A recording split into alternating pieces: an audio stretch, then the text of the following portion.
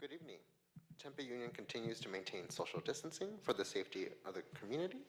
The open meeting law permits a public body to hold a remote meeting through technological means and implement procedures designed to safeguard the public's access to the meeting. We are streaming this meeting live on the district's YouTube channel. At this time, I call the meeting to order at 5:30 p.m. May I have a motion to adopt the agenda? I motion to adopt the agenda. Thank you so much. May I have a second? I second. Thank you so much. All those in favor say aye. Aye. Aye. Nays, 0 nays. The agenda is adopted. Thank you so much. Let the record show that we have 5 board members present, 1 joining us through telephone. All right. Is there any need to go into an executive session? Hearing none, seeing none. We will not. Now going to the study session on social emotional wellness. Dr. Mendenville.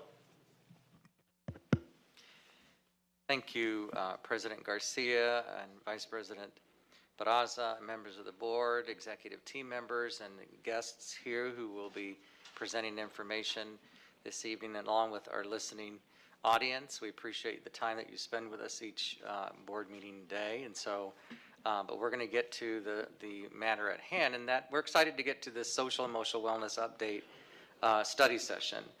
A lot of people in the district do a whole lot that we don't know about oftentimes, and so we're wanting to showcase that and improve upon that, quite frankly, so that we can get the level of services and support to our students and to our staff, and also help our families out. So I'm going to let Mr. McDonald introduce our esteemed guest this evening, who will be presenting much of the information. Mr. McDonald. Thank you, Superintendent Mendenville. President Garcia, Vice President Barraza, governing board members, executive team, we thank you for being here. It's my pleasure tonight to introduce our new team. First of all, Mr. Ron Denny Jr., he's the new coordinator of social emotional wellness, and I do thank you that this position is now full-time. We're going to be able to do some great things for our kids as well as our staff members. Also, Mr. Eric Lauer is here tonight, and he's our Tempe Union High School District Wellness Coach. And of course, one of our partners, Ms. Maria Gonzalez, and she's the Care 7 Social Services Coordinator. So at this time, it's my pleasure to introduce to you Mr. Ron Denny, and I'll turn it over to him.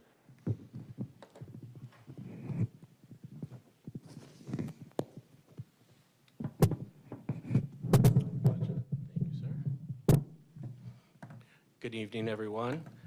President Garcia, Vice President Barraza, Superintendent Mendenville, executive team, and members of the board. It is a pleasure to be here with you in this new role. I'm very excited about this opportunity to move forward and to help our district address the social emotional needs of our students. The presentation that we're going to do today is an update from the one that was done in October of the fall.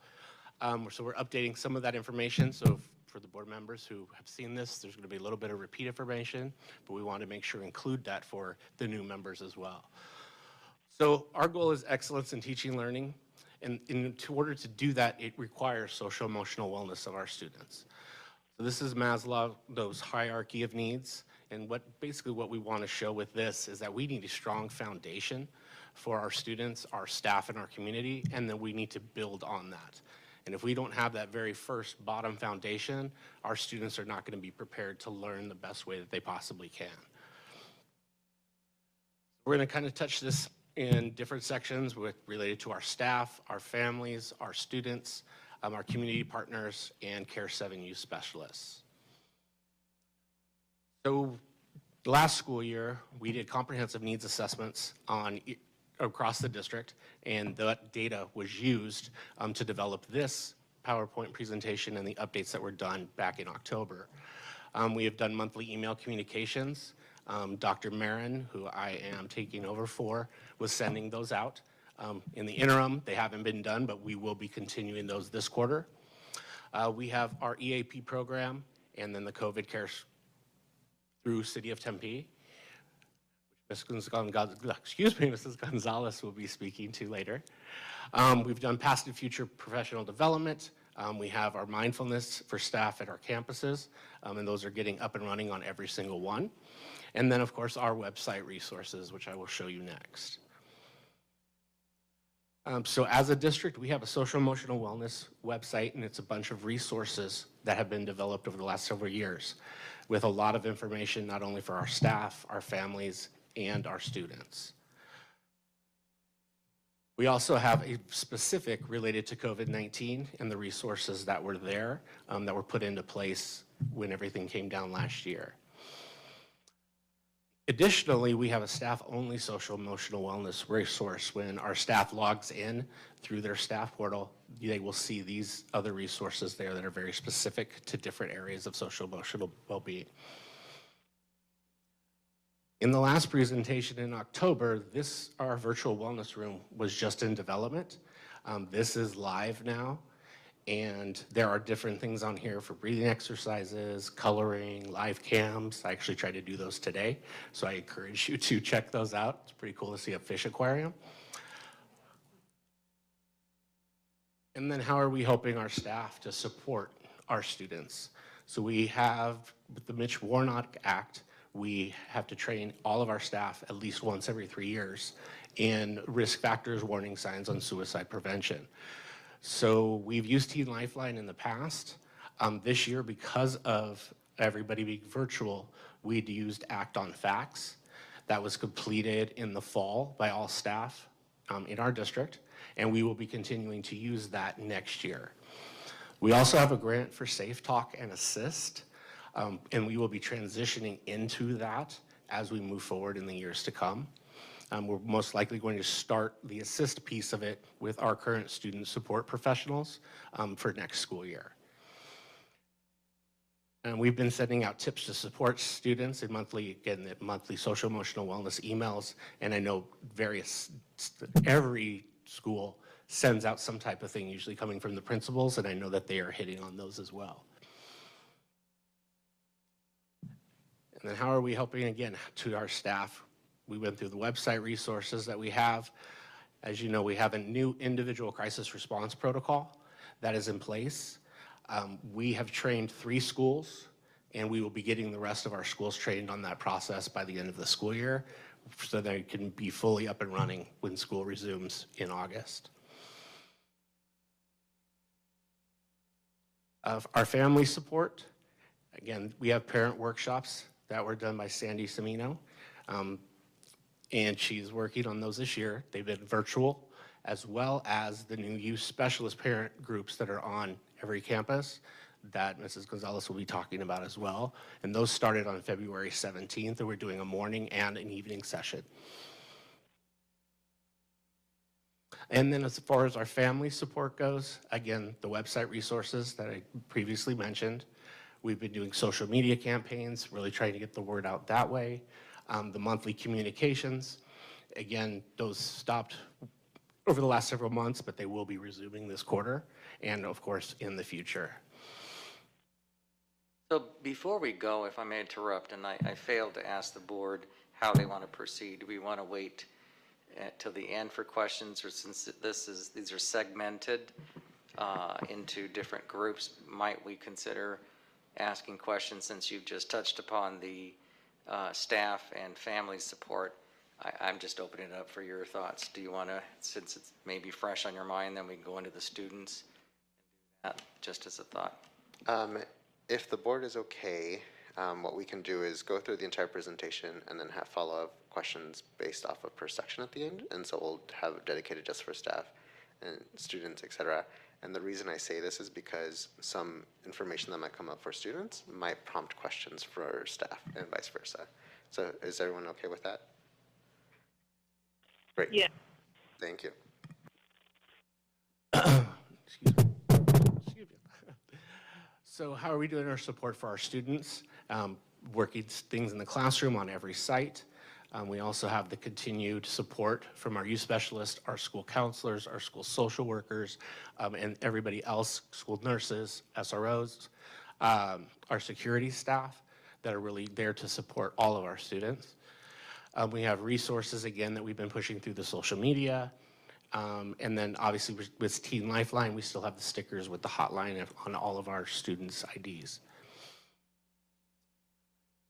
What I want to do as we move forward through the years is to really highlight all the great things that we are doing at every campus.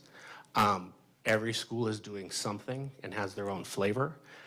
So we want to highlight those. So tonight, again, as I'm getting up to speed in this new role and what all of our campuses are doing, I just wanted to share at McClintock, their school counselors they're facilitating what they call charger chats. It's doing their math labs and their lunch. And then at Mountain Point, and the one I'm most familiar with, is we have started this year a student response team, which is made up of all of our student support personnel. And we review students as part of that MTSS process, where we bring students of concern, talk about interventions, talk about support. A lot of times they are students who have experienced either a lot of social emotional distress. We also have a form that I can share with you at some point. It is a referral form that we created in a Google Doc. Teachers, staff can fill that out.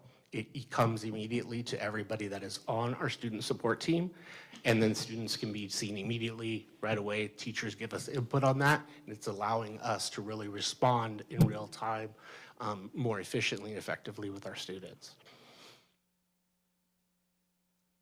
And then this is just a list of some of the partnerships that we have in our community. Of course, Care 7, our parent classes. We have ASU, we've been collaborating with ASU over the last couple of years to develop peer-to-peer support groups. So for example, at Mountain Point, we have one, we call it Pride Strong, and the students discuss all types of social emotional supports, and ASU has been helping us with that. I'll turn it over to Ms. Gonzalez.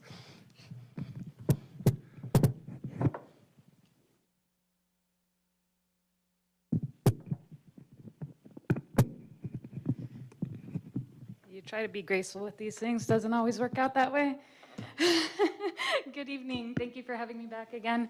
My name is Maria Gonzalez, and I'm a social services coordinator for Care 7. Thank you, Ron.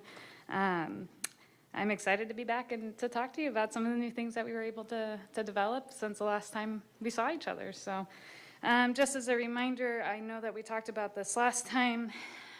We talked a little bit about the history of the youth specialist program and it being embedded in the schools for the last 25 years and all the different funding sources and the fact that we went from 12 hours to 40 hours this last year, which has really allowed us to do some of the additional programming that I'm about to talk about here in a few minutes.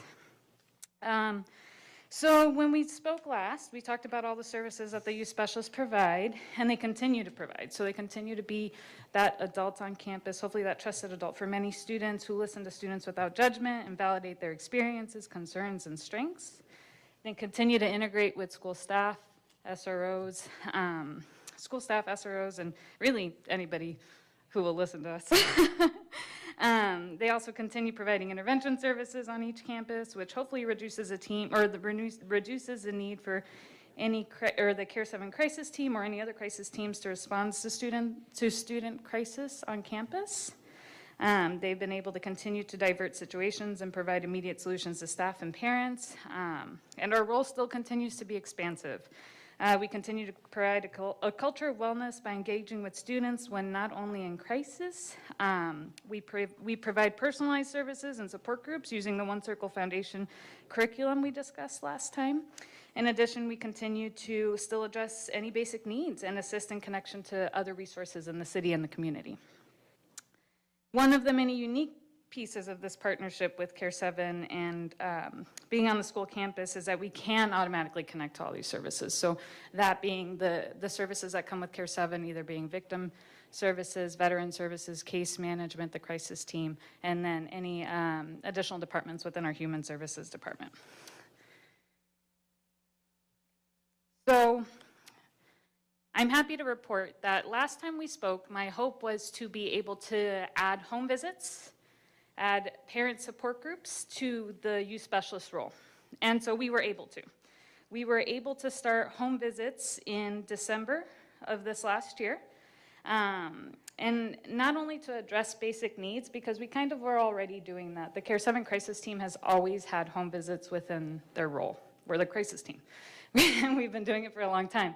But it had never been a part of our youth specialist role for various reasons. And so we were able to add that this year. And because of that, not only can we drop off food boxes and hygiene kits, but we can check in with students and remind them that there's still people that care, that there's still people on the campus that care, and then try to extend any helping hand to not only the student, but the family members. So if there are academic concerns, we were able to start talking to them to see what the barriers were. If housing was a necessity, we were able to talk about housing, rental, or eviction prevention. Again, just going to some of those basic needs, we were able to start connecting families at their home, which was really, really helpful. We were also able to start parent support groups. And so when we started parent support groups, initially I worked with Megan Sterling, and we were able to develop a survey to ask parents what they wanted to talk about, which was really exciting because we got feedback. And so we used that data to discuss not only availability, but the topics that we wanted to cover. And we started those support groups in February, so we just finished up our 5th support group today. I'm happy to report. Each campus, the youth specialist is facilitating a parent support group every Wednesday, and it alternates the time. So one Wednesday it'll be at 9 a.m., following Wednesday will be at 6 p.m., and we've adjusted our hours to do so. We've created content for 9 weeks, and all the content, again, relates to the information that parents wanted to talk about. And so far, we've been able to, actually, it's 18 participants, I'm sorry, not 16. We've been able to work with 18 parents in the district, and we've had, like I said, a total of 5 parent support groups.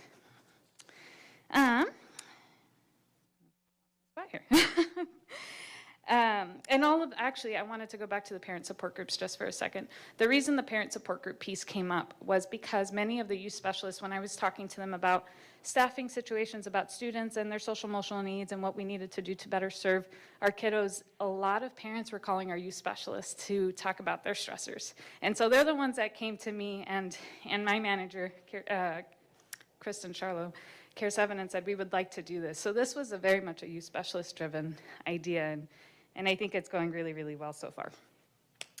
So in our next slide here, there's some data that I wanted to touch on.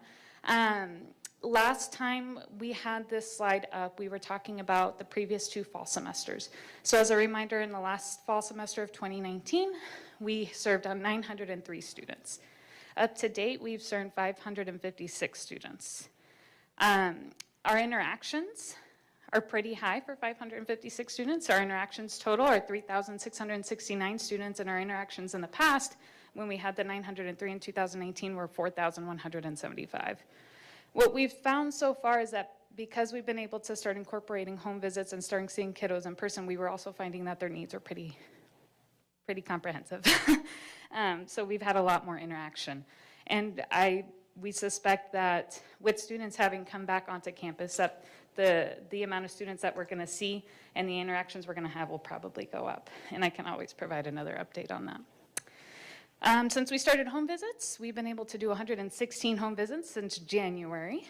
And again, parent support groups, our total participation has been, 18. And then to just kind of remind and follow up, I know COVID has been very difficult for everybody, not just for our students, but for everybody, but for our students especially. And so our support groups still our type of support still continue to be the same. Students can follow up daily, weekly, monthly. They can be unscheduled. We're still participating on crisis teams on the campus. We've been on campus for most of this time, actually. We're still continuing support groups, and all of these services have been available virtually and now in person, and will continue to do both at the same time for as long as it's needed. In addition, coming back to Sandy Hook Promise, which is something I believe I talked about in October, I didn't think we were going to be able to do some of these activities surrounding Sandy Hook Promise, but fortunately we were once students came back. And so last week and then the next couple weeks, the youth specialists will be engaging really everybody and talking about awareness of resources on campus, so they know where to go if they need something, but also to say something if they see something. So if they see something that may be troubling, if they're having a concern, if they have a question, if there's something not sitting well, that they should be able to say something if they see something. So a lot of messaging and activities will be going around surrounding not only services, but what to do if something's wrong and how to reach out. Finally, I'm actually very excited about this piece. There's an additional update that I didn't get to talk about last time I saw you. So CARES 7 received some CARES Act funding this last year. And in that CARES Act funding, we were able to ask for 6 more youth specialists for our Tempe Elementary School District folks. So listed on the board are 6 of the schools that we are now in, and plus we have 2 part-time individuals at Kyrie Middle School. The youth specialists in TD3 do the same thing as the youth specialists in Tempe Union High School District. It's the same exact role. Different curriculum that is age appropriate for them, of course, for the little ones. But same exact role in regards to being that trusted adult, that connection to resources, the home visits, the support groups, all of the wonderful things that our youth specialists in the high schools already do. And one of the most wonderful things that I hope to get out of this and want to share with you tonight is that we would like to make sure that when students are preparing to be freshmen, that because we have our youth specialists in the Tempe Elementary School District, that we're able to create that warm handoff for our incoming freshmen. And youth specialists can talk to our other youth specialists in the high schools and say, here's a kiddo I've been working with for a long time, introduce kiddo to youth specialists, and let them know that they have that ongoing support from district to district. It's also allowed us to work together, of course, when we find out that there is an older sibling in the high school and a younger sibling in the elementary school, and being able to make those connections and trying to, again, work with the family a little more on a holistic approach. So I'm really, really excited about that, and hopefully we can create that transition. It is our first time. We've only been in the schools since January, but it's very, very exciting. Again, I can't stress enough how this unique partnership has helped students. I don't think I ever can. But thank you so much for having me today and letting me share, and I'm available for any questions after. Thank you.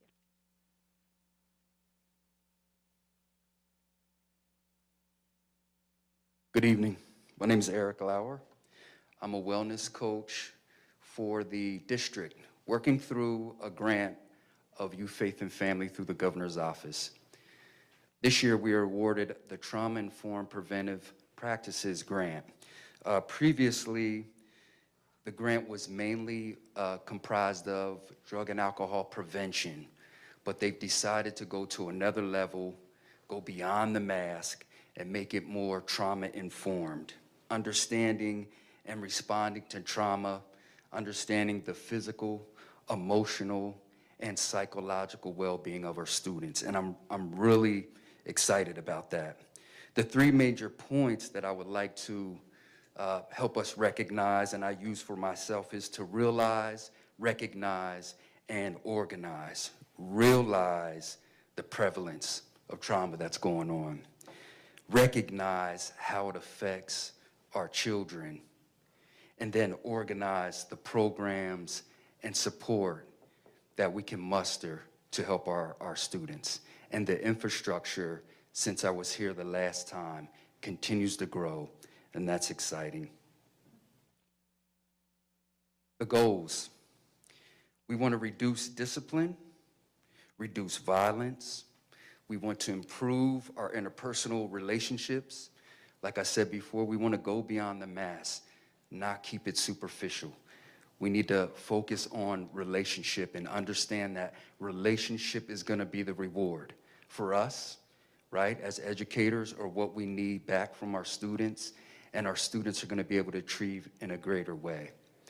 And then create a trauma-informed environment.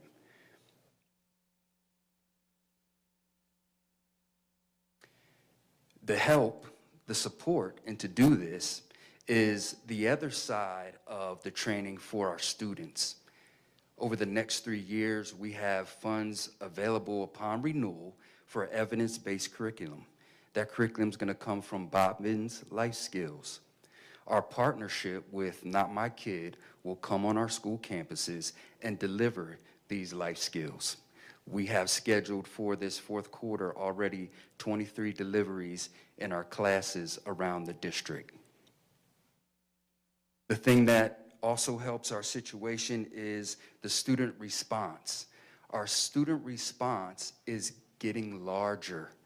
The support of our support staff, nurses, administrators, we're making the net larger, that we're being more proactive, not just responding to students that are in dire straits and need maybe emergency help right then and there. We're talking about students that are slipping through the cracks behaviorally, socially, emotionally. That team is getting larger, that we can troubleshoot and be more proactive in responding. The life skills also will help us to enhance our culture, right? We have to set the culture of our campuses behaviorally, and when I say behaviorally, I mean how we want our students to treat each other and support them, that they treat each other in a greater way in spite of where you come from, in spite of your economic status, in spite of who you are. We need to be able to build relationships and have them more deeper than they've been so we can support our students in a greater way. Some of the key points that life skills will hit will be decision-making, connecting with your family in a greater way, managing stress and emotions, risk-taking, and that's tied a lot with substance abuse, yourself when it comes to how you connect with cultures and others, healthy relationships, media, dealing with social media, being appropriate on social media, and valuing good health.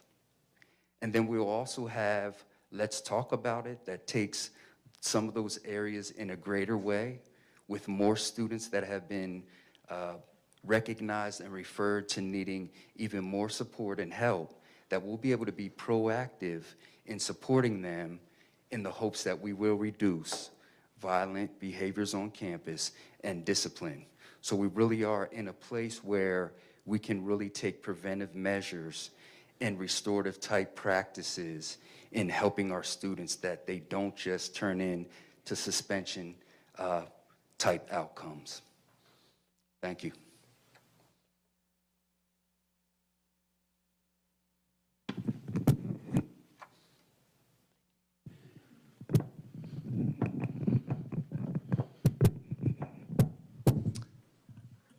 So what I wanted to talk about finally is our future work and the plans. And this is not an exhaustive list. This is just some thoughts right now on kind of where we're moving forward. Campus visits, being new in this role, I want to get out on our campuses as much as possible, and that is a goal of mine, to be there just as a support, but to get to know what's going on every campus and how best we can support each one. We are in the process of procuring a social-emotional screener for the district that will not only allow us to assess social-emotional learning, social-emotional wellness, but we also are looking at adding a school climate. As has been discussed, we really need to focus on the prevention piece. And if we can do that by getting school climate data, that will definitely help us target specific schools, specific needs. Again, focusing on the prevention and intervention. Regular data chats and dissemination, especially in this area, because this is new for us in many ways, is really taking that data, having those regular chats, not only with you, but also with every school and our stakeholders. In the works, we do have a wellness committee, or have had one within the district, but we're looking to continue that or expand it and revise it to have a social-emotional wellness advisory committee that we can bring information to, get feedback on, that will be comprised of not only district staff, but community members, and of course, most importantly, is students. And like I mentioned before, Pride Strong, I know Corona had Aztec Strong, I know Board Member Montero was with, at Desert Vista. Is trying to get those up and running and making them sustainable on every campus. And again, that is to engage and increase that student involvement in that area, because who better to listen to than our students? Just continuing the partnerships and the collaborative efforts that we have with the community partners and developing new ones. Increasing our collaboration with our schools and our community. And in this, like Mrs. Gonzalez had said about the Care 7 youth specialists being in the middle schools, I think if we can reach out and collaborate with our feeder districts, that will help that continuum by getting students more information sooner, but then that handoff as they come to us. We will be participating in the trauma-informed, resiliency-oriented schools learning community. That's a mouthful.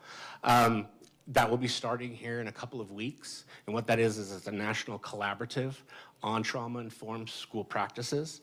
And it's going to be myself, Mr. McDonald, and Mr. Lauer right now in this one. And we're looking to expand that because there's another one that's more broad for 2 years that we're looking into as well.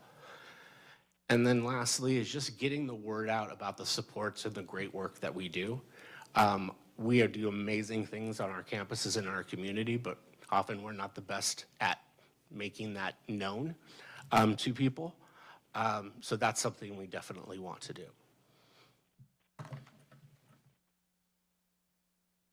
We can open it up for questions. All right, thank you so much. We really appreciate it.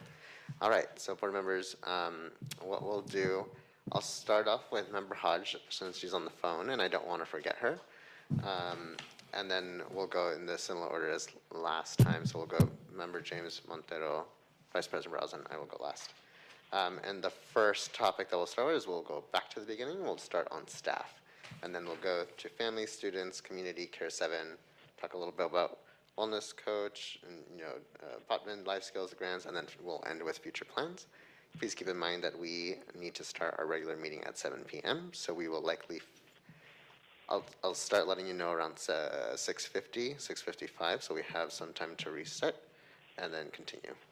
Does that sound good with it? Awesome.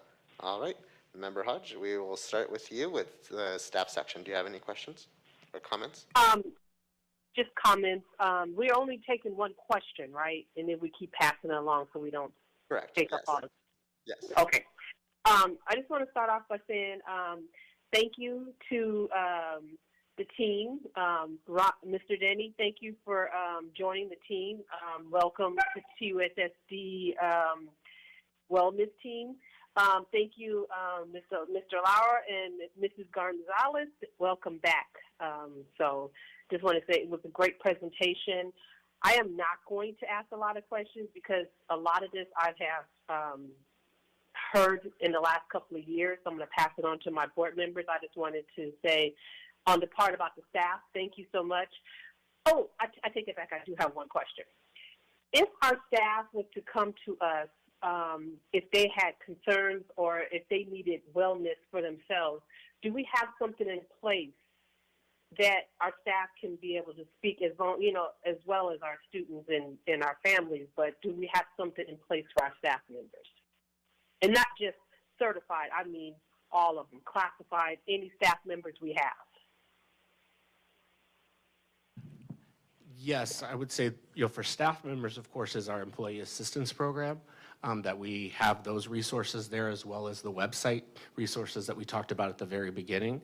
But I also want to comment and say that I know on every campus we have staff that need support at various times, and I believe that we have those strong relationships, whether it's with the school psychologists, the social workers, the school counselors, that are there to provide that outlet and that support. We're not doing counseling, we're not doing therapy, but we can be there to listen, process, support them, to get them, to where they need to be as well. Thank you so much. Thank you, Member Hodge. Member James. Yes, thank you so much for this presentation. And it's wonderful to see that we are including staff in the wellness programs. And I'm wondering, as an educator, I've taken surveys this year about COVID and wellness and so on. And just wondering kind of how are we surveying our staff? Because From my personal experience, I was very honest in how I was doing, and I never felt like there was follow-up. And I know that that's so vital. So I'm wondering what the steps look like as far as surveying the staff, checking in with our staff, and what that follow-up looks like, how thorough we're going there. I can speak to what I know right now, and I think with the district-wide social emotional screener, not only, and I didn't say this in the beginning, but it's not only for students, but it will be for our staff to get that input and then allow us to target that support and that intervention. If I think getting out on campuses for myself and our team to really see what is going on, and then how can we better support the staff on each campus. Yeah, and I'll get a little personal if that's okay. Because I felt like my responses when I was not in a good headspace, if I had seen my responses, I would have probably been pretty worried about that employee. But there was no follow through. And so that's something I'm wondering, like if you see kind of a red flag from whether it's a student or a staff member that has maybe bared their soul on a survey, how do you ensure that that staff member or student who has almost pretty much kind of reached out for help, that they are feeling heard and that there's maybe an action that's taken for that person who is struggling? What comes to mind would be if, depending on how the screener works or how we're gathering that information, if it's anonymous, then obviously we wouldn't be able to follow up, but will be able to follow up in general. Now, if we gather that personal information and they do share that, then I would think that we would need to put a process into place to follow up on that, to make sure that they are heard, that they are supported, and bring in the proper supports for that person.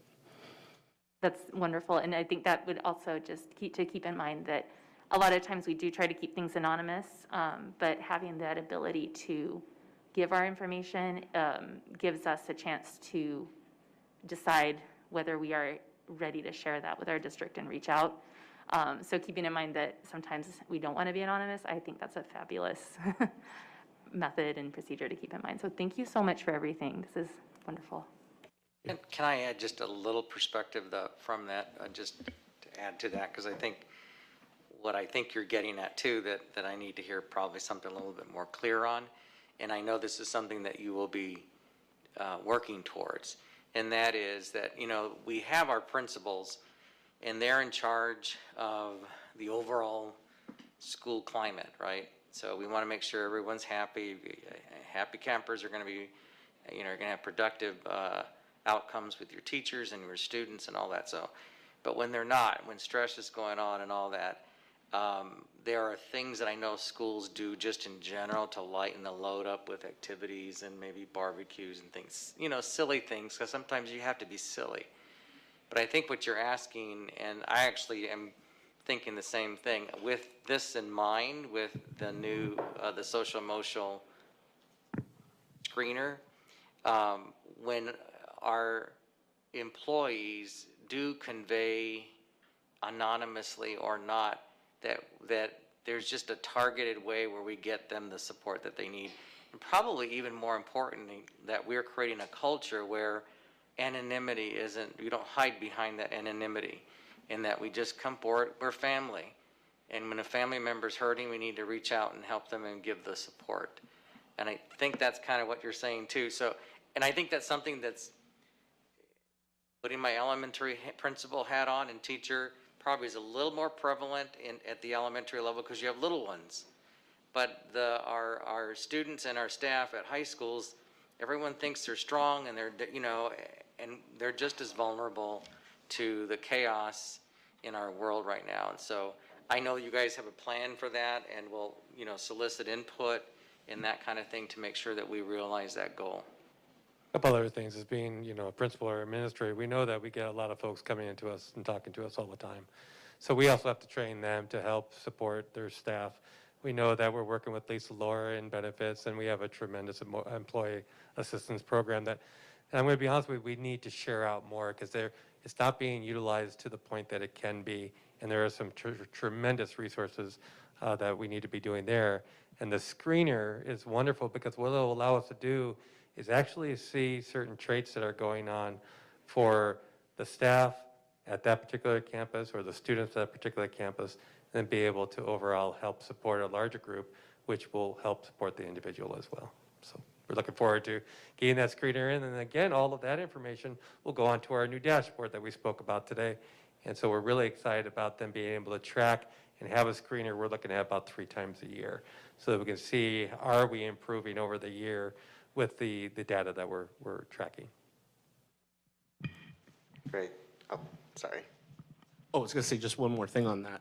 I think one of the things that we really can do is staff development, and professional development in this area. You know, whether it's compassion fatigue, you know, repetitive trauma, is really giving our staff those supports and the tools to take care of themselves. Because if we don't take care of them, they can't take care of our students. So there's some really good stuff out there, again, related to first responders, obviously because of COVID. So everything's out to kind of a spotlight being shined on it.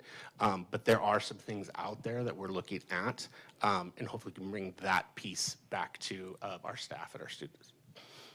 And thank you for and also addressing repetitive trauma. I think that's essential and critical. Board Member Montero. Yeah, first of all, I want to thank the 3 of you for the presentation. It's really great to see everything that's going on behind the scenes and all the work that you all put into this and you know, the support that we have for our families, our staff, and for our students. So thank you. I can't thank you enough. I wanted, Board Member James kind of hinted at the question that I was getting at earlier, and I think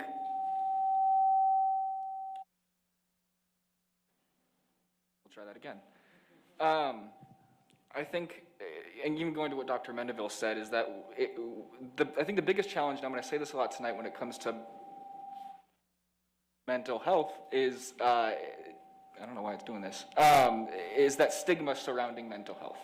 And so I think that's why when we're talking...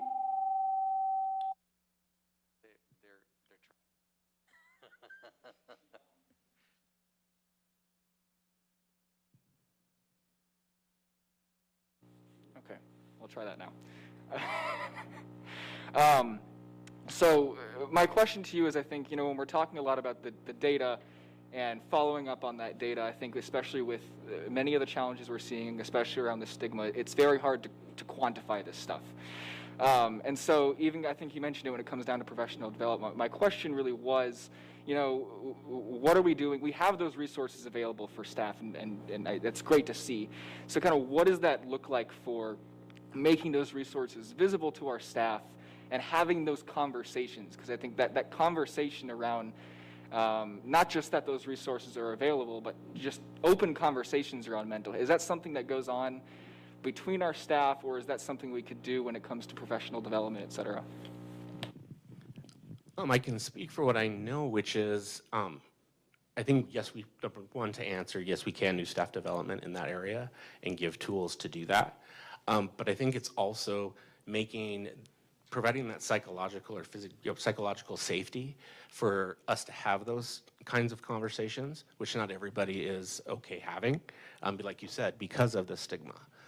So that is definitely a focus to destigmatize mental health and have ongoing conversations in healthy environments for us to do that.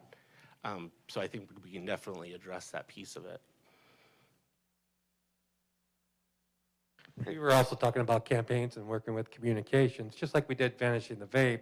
We'd like to get rid of the stigma when it comes to mental health on our campuses, thus building this culture that, you know what, we all have some sort of mental health that we need to look at and be able to support and create a supportive, caring culture. So it is okay to want to share more about how you feel or what you're dealing with. So that's the work that we're going to do on our campuses. And as this team goes out to visit the campuses, working with the admin teams and working with the support staff on that, we'll be able to get those communications out and get the efforts out to destigmatize mental health. Perfect, thank you. Great, thank you so much. And as a reminder for everyone, we have about 35 minutes. And so we're going to, if it's okay with Vice President Barraza, to continue in the section. So now we are in the family section. Any board members have any questions? Member Hodge?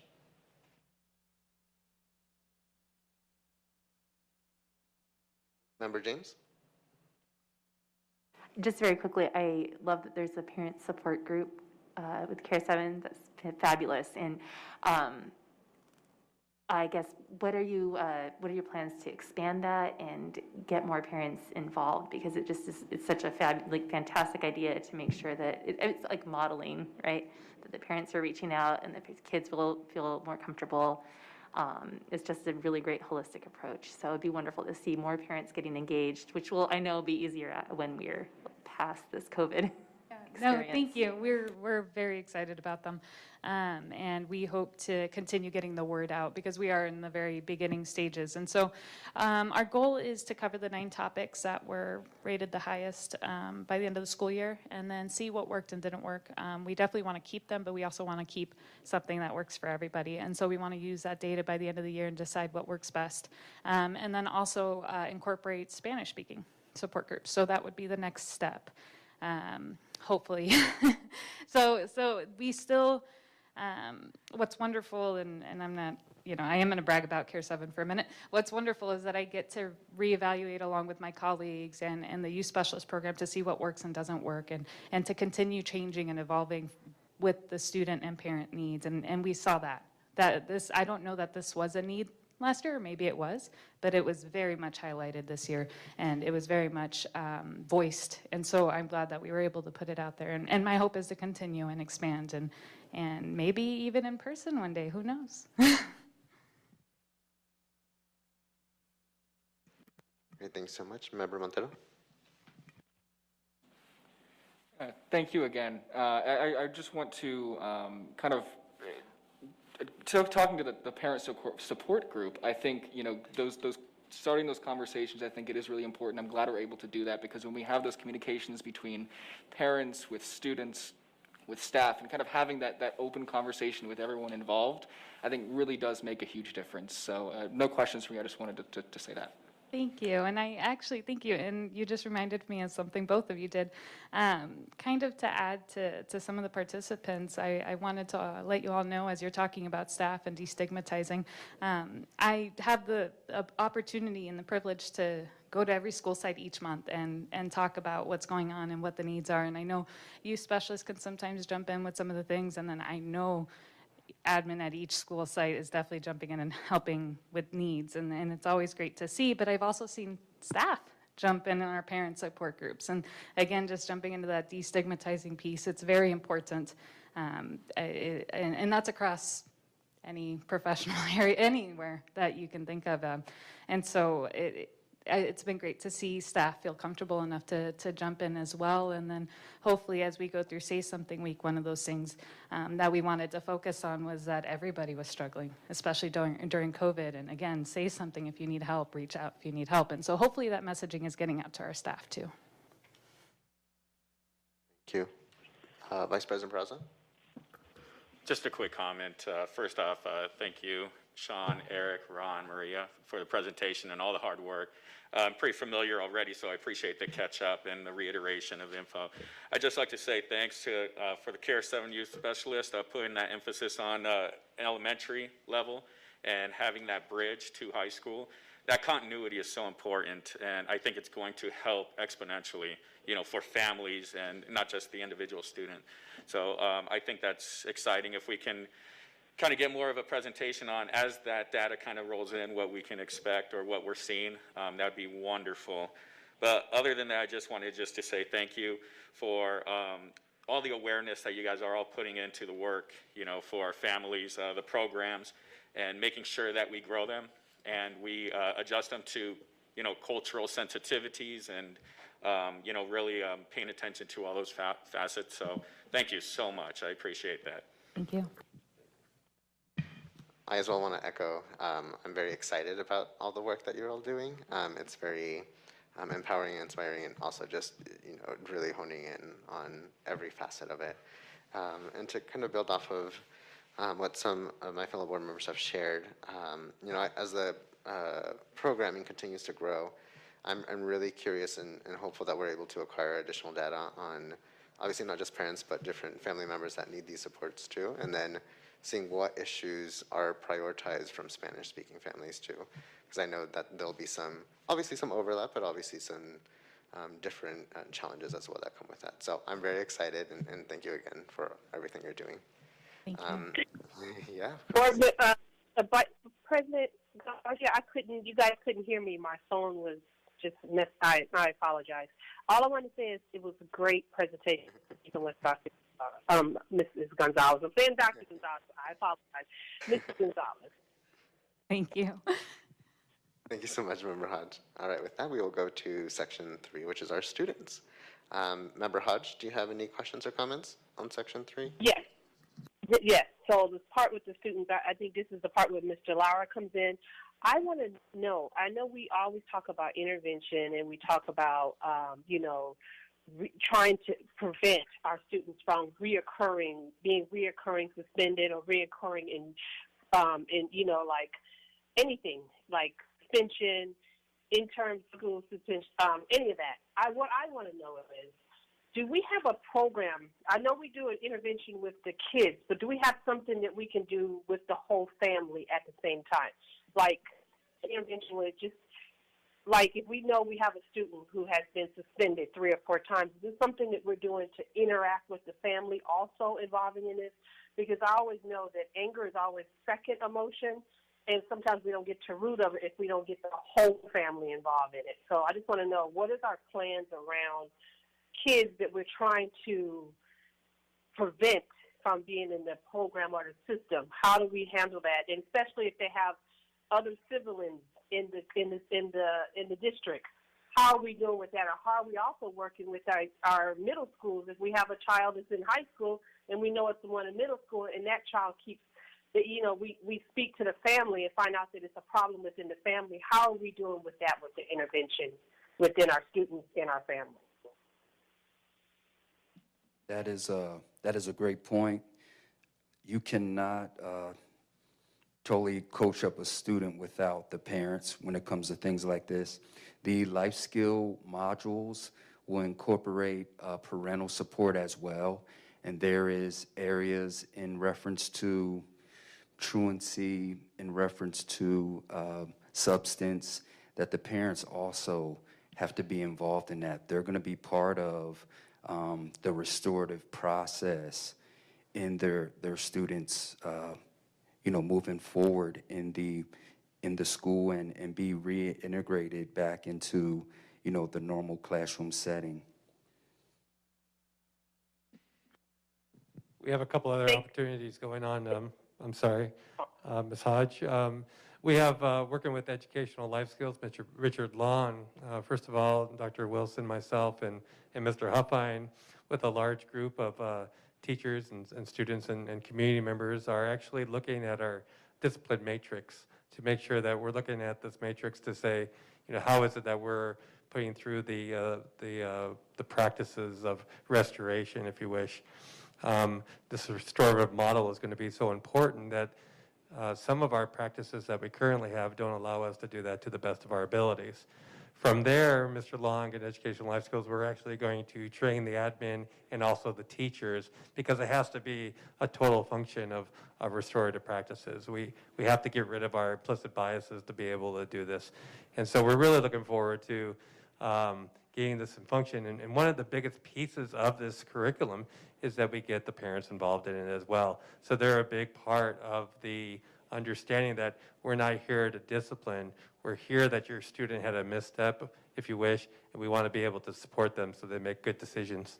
And we're here together to do that. So that's the work that we're starting right now with the discipline matrix, and the work that we will continue to do during the summer and next year. And we likely will be studying that at some point, just to share a little bit more as we move further along with that, because that's been a big goal of ours for quite a while, actually, and we're now realizing that. Correct. So I'm excited that we can maybe agendize that at a later time where we can have more discussion around that piece. In the Boffin's Life Skills, there's also a pre and post survey. So we're hoping that's going to give us a lot of positive data in how we're doing and how we can be more effective going forward as well. Thank you so much for that answer. Thank you, Member James. Yes, I think one of the most exciting things of the presentation was seeing that Care 7 is going into the lower grades, because when we talk about destigmatizing mental health services, we have to start so young, because by middle school, it's already there, even upper elementary. And so I'm wondering what the plans are to potentially expand into more Tempe schools, and then how can we partner with our Kyrene schools that are not in Tempe, that don't receive the Care 7's program? Like, do we have any plans in action? Because that communication, if we can get that fluid, then we can really have a nice, robust services that we will see results really well in our high school district. Sure, thank you. So the youth specialists that are currently in the schools, it is one-year funding because it's CARES Act funding. So lifelong goal is to figure out a long-term funding source for middle schools and the 2 elementary schools that we're in. And then even more of a goal would be to further expand into the younger grades, because you're absolutely correct. By the time, I mean, our crisis team does run out on a lot of our families in the Tempe community, and we become more and more aware each time of the needs. And there's a lot of kiddos involved, little guys, older kiddos, and so we want to be able to provide supports to all. So absolutely 100%, I would love to further expand. We are in the Kyrene Middle School, and we have been now for a couple of years. And that started off actually as a conversation with one of our school resource officers that's no longer there, but was there, and let us know about the needs. I don't think that we would have known. And so they let us know about the needs. And if there's an opportunity to continue to provide service to Kyrene Middle School as well as other schools, I think that Care 7 would be more than open to that. But really, it's a funding kind of situation. But that is the next step, is to try to create long-term funding for the youth specialists, because the little guys need it as much as our older kiddos, 100%. So thank you. Thank you. And then just for check for time, everyone, we have about 25 minutes. Member Montero? Yeah, there's a quick question when it comes to, again, kind of going back to the idea of the stigma. I think it's great to see that we have that student, trying to build that student-to-student conversation. I know the Pride Strong group has been big on that. They've done amazing. And so I think, you know, the hard part that I kind of focus on is we have a lot of these resources. We have a lot of those resources available, and I guess my worry is really a lot of the students that do struggle a lot of the times. You know, there's kind of this idea that if you get good grades, that if you're involved in extracurriculars, you know, maybe not externally, you're not showing signs. You know, those students still do struggle quite a bit. You know, those are the ones that at home in their bedroom alone, it's a very different story compared to when they're at school. So, you know, what are we doing to kind of, you know, to reach those students as well, and you know, to kind of not just, you know, the students that might show a red flag, or, you know, because I think these are the students that really no amount of training or makes it very difficult to catch. And so what are we doing to kind of, you know, help those students out, or make that those resources visible to those students as well? I would say that's really where that multi-tiered system of support comes in, is those foundational things that we're doing for all students. I think providing that piece will help with that. I think also too is making our staff and students and the community aware of warning signs, that there's differences. Just like you said, it's not always overt, but it is internal. And I think that too is not only helping identify that, but it's really that, in my mind, that's where that relationship piece comes, is building those strong relationships and making sure that our students have that at least one person that they feel they can go to on a campus to express that need. And then we also, yes, like we have our student response form, like I talked about earlier, like at Mountain Point. Again, other schools do some things, they have different things going on. I'm still learning what's going out there. But there's that pre-referral, that pre-intervention process, I think, to try to catch as many students as we can. And just to add to that, the youth specialist at each campus, they oftentimes communicate they're a non-disciplinary role. at all times. And so they're available to assist any student that needs assistance. Support groups are available to all students. It shouldn't be that because they're tied to discipline or they're stressed out or anything else. If a student feels like they want to go talk to someone, they hopefully know that that resource is there. So the youth specialists, as they tend to, I guess, put information out. I was trying to think of a better word, but didn't come out. Put their information out about their services on their campus. That's what they talk about. It's open to all students. It's not just those who are tied to one or another. And having those conversations that everybody's going through something. So I hope that that messaging is getting out there. We work really hard to remind students that we're always there, no matter what the situation is. And the other piece to that, I'm just going to add, because I know there's time, is that concern, even this morning when we met with some of our principals around data discussions, but we were talking about how we began the school year. And I know there was a big emphasis for making connections with your students, you know, and that's just not because of a pandemic that we're doing that. That's been something we've been striving for. I mean, we handed out that book that people tease me about of 180 connections, and that's just one simple way. But what we're seeing is that there's more and more classrooms that are finding ways where they can incorporate some of these little things to make those connections with students, because they have 5 teachers in one day. And if they're experiencing stress or trouble, all it takes is one of them that they can connect with so that they feel comfortable to say, hey, I'm not feeling well today, and let me tell you about that, or whatever the case may be. That's what we're striving to get done and accomplished at the schools. And if every year I'm seeing a little bit more of an influence with that. And I think the more we emphasize that the value and the priority, and that it's so simple to do to make connections with your students, that's only going to happen naturally, as it should be with that comfortable adult. The other thing is going to be crucial to work with teaching and learning and give professional development to all of our teachers, but specifically teachers that teach our honors and our gifted and our AP students. We often, again, going back to that bias, we may think of mental health as students who might come from, you know, marginalized families or groups, or seem different. The reality is a lot of mental health is on our kids that are in honors and our gifted classes and things of that nature. And so professional development specifically in those classes, making sure the teacher is able to watch and see what's going on, having those honest conversations, and then helping support those kids as well. I think those could be the ones that could fall through the crack the easiest. And so it's going to be real crucial to work with that. Perfect, thank you. And I had a quick follow-up question, if that's okay. So going back to your, guess we're using this mic for the rest of the meeting. So going back to that idea that you said, I think that certain groups of students do face unique mental health challenges, right? I think our students of color or our students in the LGBTQ plus community are going to face unique challenges that, you know, when we're having this, the broad messaging might not reach those students. So what are we doing to making sure that those students have, you know, the resources that are unique to them that they might need?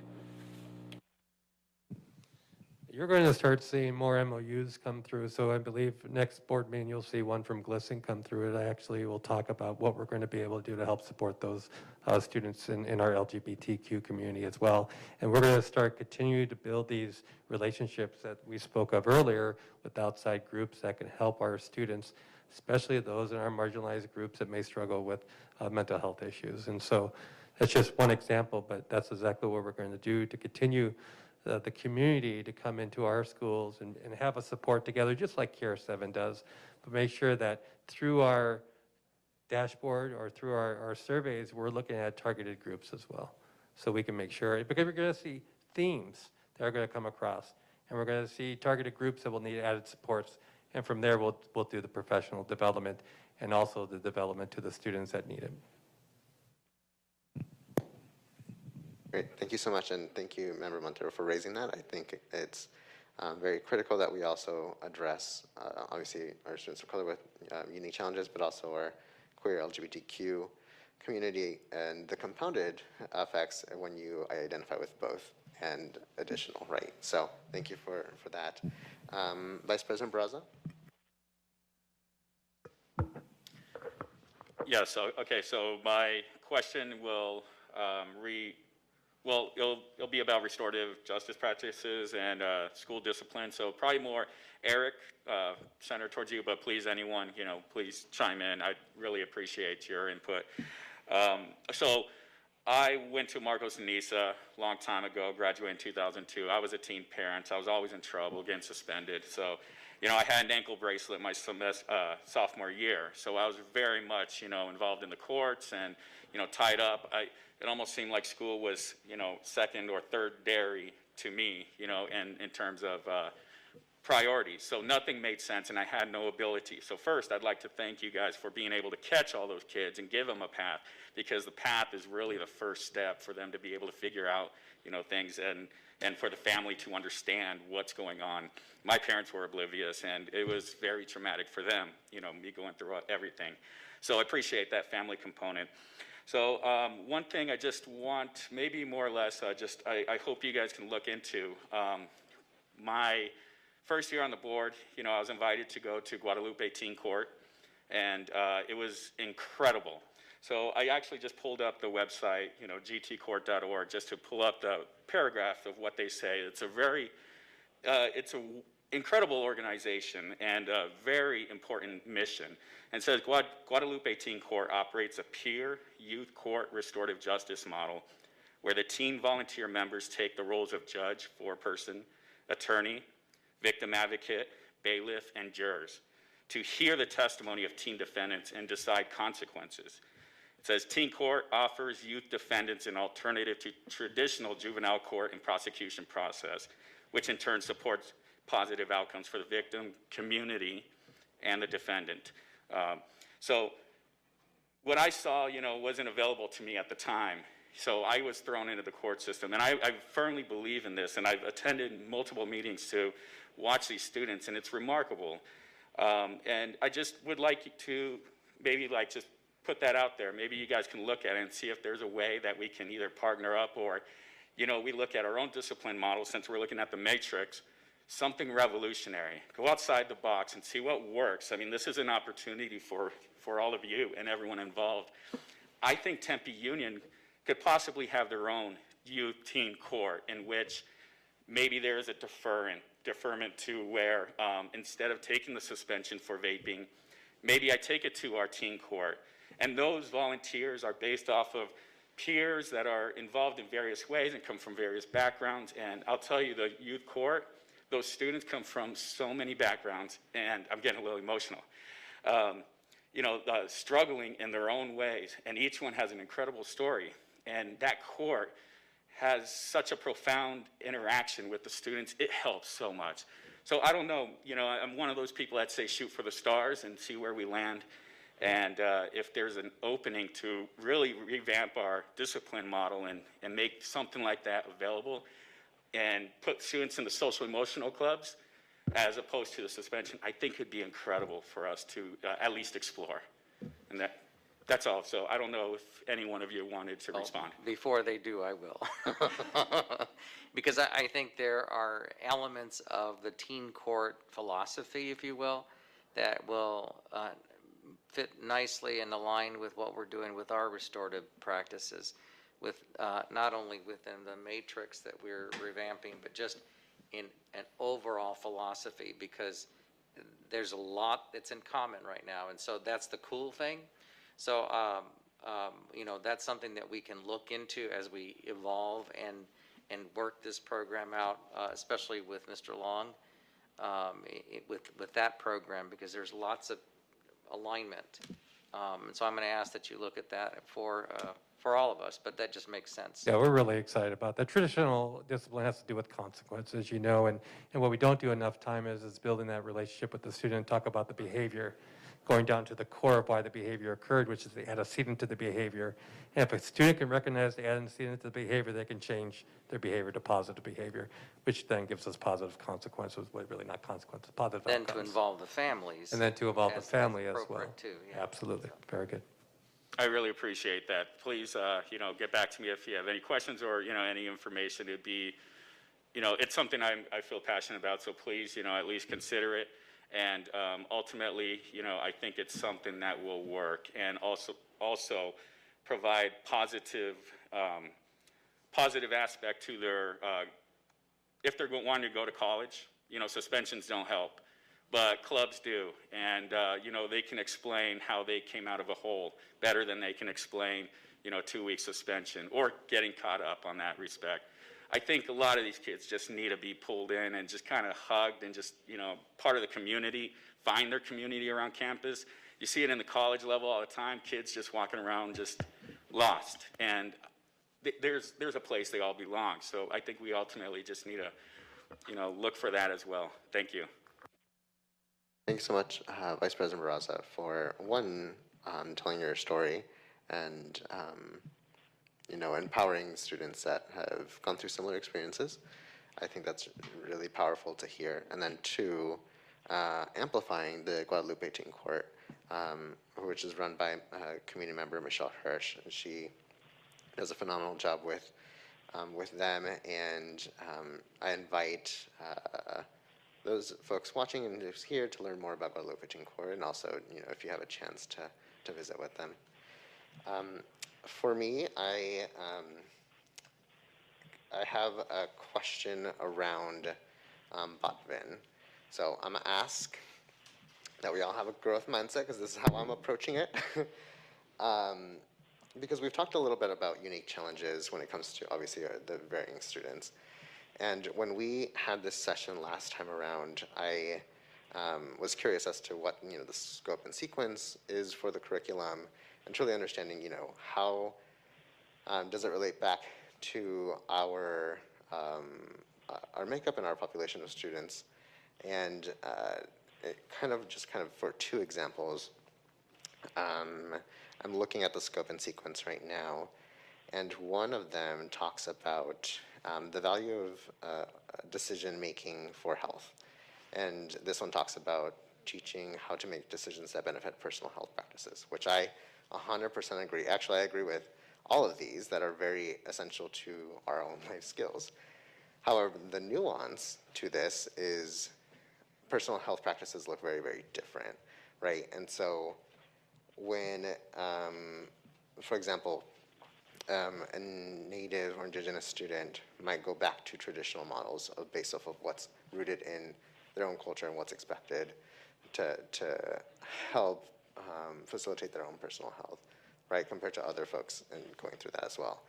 And then another example is family communications, talking about increasing awareness of obviously changing roles in the family and teaching how to communicate effectively with the family. I was raised to obviously always respect my elders, but I never talked to elders directly because that is considered disrespectful, right? And so, but oftentimes students are only guardian or family member that's taking care of them are their grandparents, right? This is just one of the nuanced examples, but my main point is how do we make sure that we're not doing a one-size-fits-all when it comes to this kind of curriculum? Because I do recognize the value, and it's incredibly important, but I want to be mindful of all of our students that have different experiences, upbringings, family structures, that's not like the a standard, family model, a nucleus family, et cetera. So my question to you all is, how much have we reviewed this curriculum, and have we explored and looking at different ones to maybe piece together and supplement, or if it's tied to that funding, how can we look to make sure we have a reflective and equitable model so that all of our students can have the life skills to succeed? I know that was a lot. Yeah, no, but that was great. The Not My Kid facilitators are real skillful in making sure that they foster conversations across cultures and don't judge or push them for one set way of culture. That's actually in the dialogue is something they foster with other kids. Hey, how is it in your home, in your situation? I'm not well versed on other life skills type curriculums. I know that Not My Kids staff that come in do a great job in not being negative towards any one group. And it would be great if you would want to come see a couple sessions and see how they facilitate. They do a real good job in not singling out any one group in a negative way. they're real skillful in that regard. And probably to go a step further to, I don't know that it needs validating, but just to affirm what you're saying, because there's a big point in that. And because I've looked at the Botman life skills, it is good. There's a lot of it that's wonderful. But if we could ask them in advance to understand our rich and varied demographic in our district and provide to us some very specific kinds of modifications or, adjustments or if they can do that for us. And probably, right now it's just in the evolution stage, but certainly for the summer and to begin the school year next year, I think that is not unreasonable for them to take a look at this and reflect on that, knowing our community and our students. Yes. Okay? And the other thing we're doing right now, currently purchasing, is looking and researching some other programs that might be out there for us as that we could have this opportunity for 3 years. So we want to make sure that we are finding the right curriculum and making sure that this curriculum is, because this year, or this grant is not just for our freshmen, we could do this type of curriculum for 9 through 12. And so purchasing is doing a great job in helping us to see if there's any other programs that will match all of those needs, including the ones that you spoke of. And knowing some of those individuals, they're wonderful and they're awesome, and just like you said. But it would be nice to have a little bit more specific information to help us. We feel a little bit more reassured and know what we're going to be doing and getting. Okay. Thank you. No, thank you for all that. I really, really appreciate the thoughtfulness. Really quick, is the federal grant that goes specifically to Botvins, is that a DOJ grant? I don't remember. DOJ, yeah. Okay. Great, thank you. All right, we will go on to any questions with the community section. Member Hodge? Due to the time, I'm going to let the new board members get a chance to ask questions. Thank you. Great, thank you so much. And as a reminder to folks, we have about 5 to 7 minutes with some cushion, but please be mindful of that cushion. Member James. Thank you so much. And President Garcia, can I ask if I might stretch the question? It kind of laps back to a few things that Board Member Montero hit upon, but not so much community groups, or do you want me to wait? Let's go through the community first, and then if we have time, okay, we'll thank you. wrap around. Member Montero? Not risking it this time.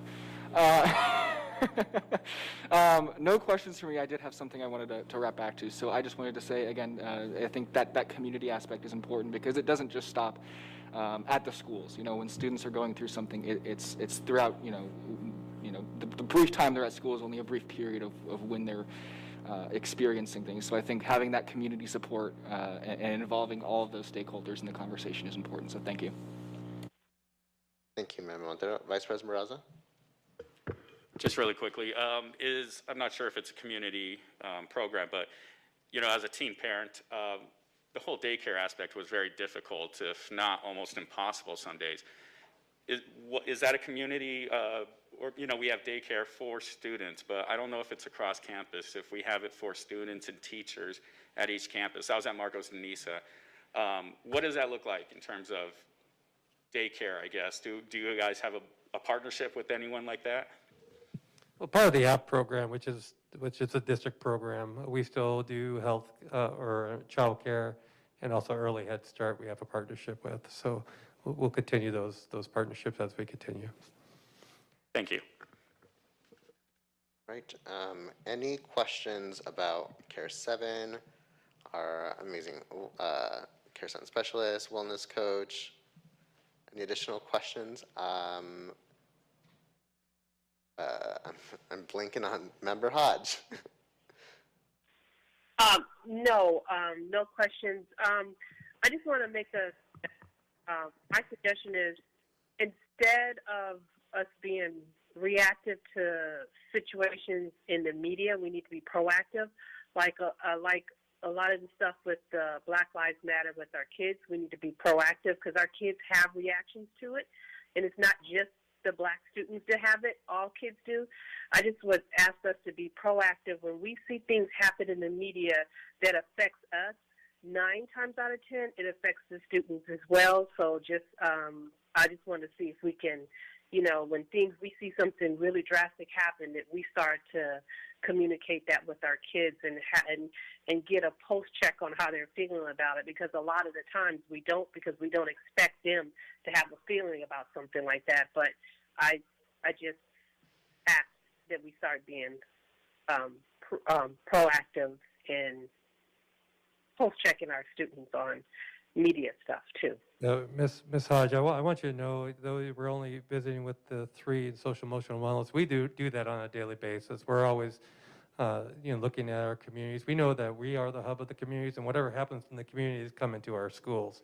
And so not only working with these great folks here, but also working with Dr. Moon and diversity and inclusion, and of course, Charles Cobbs is working with our safety and security, and of course, our Tempe PD. We get a lot of resources to understand what's going on in our communities, and we're very proactive, and we'll continue to be proactive with what issues happen in the community to make sure our students feel safe here in our schools. It's not just feeling safe. I want them, when we have something like that, maybe open it up to have our kids tell us how they feel about it. We do know about it, but kids are not being asked about it. Like, how many of our campuses asked these kids when all the shootings was happening how they're feeling about it, or when Antonio was shot? Was that any conversation to our kids? I think our kids are not getting in the community. I get that we know and we're in the know with it, but I just want to know, I want to be proactive of asking our kids about it, making sure they're okay, a post check on them when these scenarios are coming through.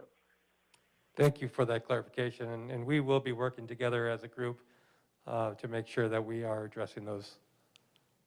Thank you. I think it will have to come with some professional development as well for our staff. Yes, thank you. Thank you so much, Member Hodge. Member James? Yes, thank you. When Board Member Montero was talking about the students that sometimes slip through the cracks, I know that's one place where, the ACEs training can be really helpful, because a lot of times those students with a lot of trauma do try to overachieve to compensate. And so just wondering about that, and then also recognizing that, like you said, building relationships with our staff members across the campus and our students, and really acknowledging we have so many programs already that do that, and working with those teachers. We think of the fine arts, right? And those teachers start with these kids often freshman year through their senior year, and they are creating those relationships, and they are often that one teacher that Dr. Mendeville was talking about that our kids are comfortable with and they go to. And then, of course, like our sports, these communities are family. And so when we're looking, especially into this coming year, when our kids are coming back onto campus, they need those, we need all our teachers, but we need those community spaces, like in the performing arts, where they're creating music and they're creating art together. And they're seeing teachers that are their safe spaces and have been for years. So to recognize the work that those, that can go into those programs to, again, have those ACEs trainings for all teachers, but I feel like it would be really well received and implemented in those programs that see students for long periods of time, like the arts and our sports. I'm glad you brought that up. We have done the ACEs trainings a couple of years ago. Teen Lifeline came in and trained all 7 of our schools on the ACEs, and in fact, it was quite the endeavor, because we needed to do some support with our adults that had ACEs in their lives as well. So not only did they learn about the ACEs, but also we were able to train them. And so we'll continue to. And if you look around our campus, you'll also see safe place stickers. And so we are doing that, and we'll push that a little bit more as well. Great, thank you. And then we have time for one last question. You got a minute. Member Montero. All right, I'll try and hurry. So I think a quick comment before a question. I'll ask the question if you're able to just send me an email, and I can follow up with you later on. But something that Board Member James mentioned I think it's important that it's really that culture that we're fostering at each of our schools that I think is going to ultimately be the most help to our students, because I think that's where a lot of the struggles that students are going through stem from. It's really from the cultures around our school, because I think right now there's a lot of pressure on students. When that be, this pressure to get straight A's, to get into the best college possible, to get the most scholarship money. And I think that puts a lot of stressors on students. And I think even now going through a pandemic, it's much worse, because in a way now students kind of tie their self-worth to their academic performance. And so I think we really just have to try and nail down that cultural aspect when it comes to mental health. And so, but in terms of the question, probably more for Mr. Lauer.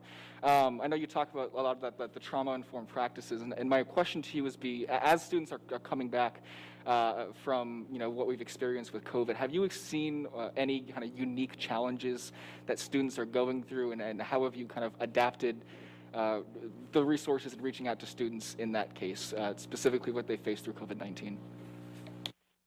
I think because the full attendance schools is not there, it's a gradual kind of getting their feet from under them stability-wise. I know from a staff perspective, because of the physical mask, you need to extend yourself a little bit more in how are you doing and being authentic with that, doing your best to try to check and see if that student is okay. In reference to the student response form that we started using, it asks questions in reference to, is it an academic issue? So we're trying to, like you said, not let any student slip in the cracks, regardless of where they are at emotionally.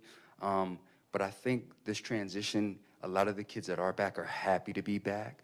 They're glad to reconnect with their social group, see that teacher that it's just been virtual for months.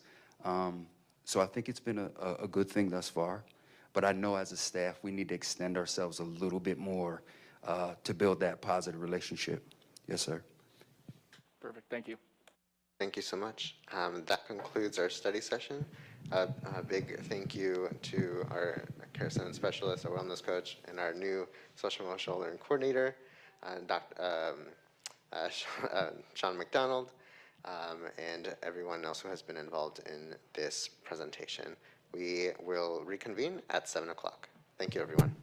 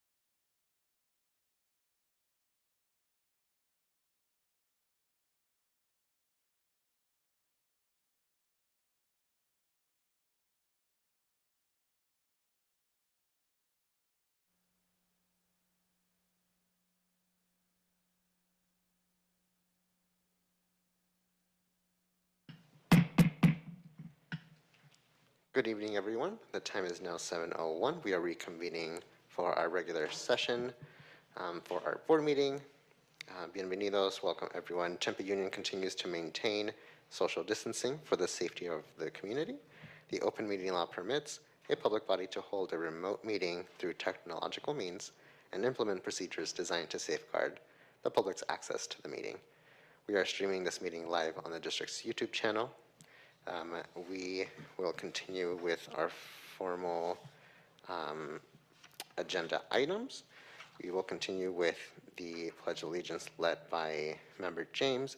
We will have a moment of silence for the victims of gun violence in Colorado and Georgia and the victims of the Asian community, and then continue with the land acknowledgement.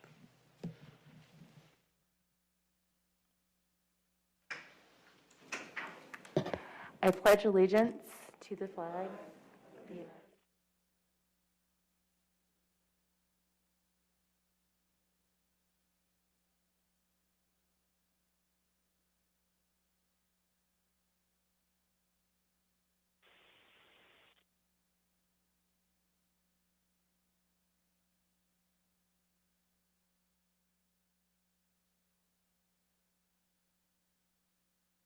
Thank you.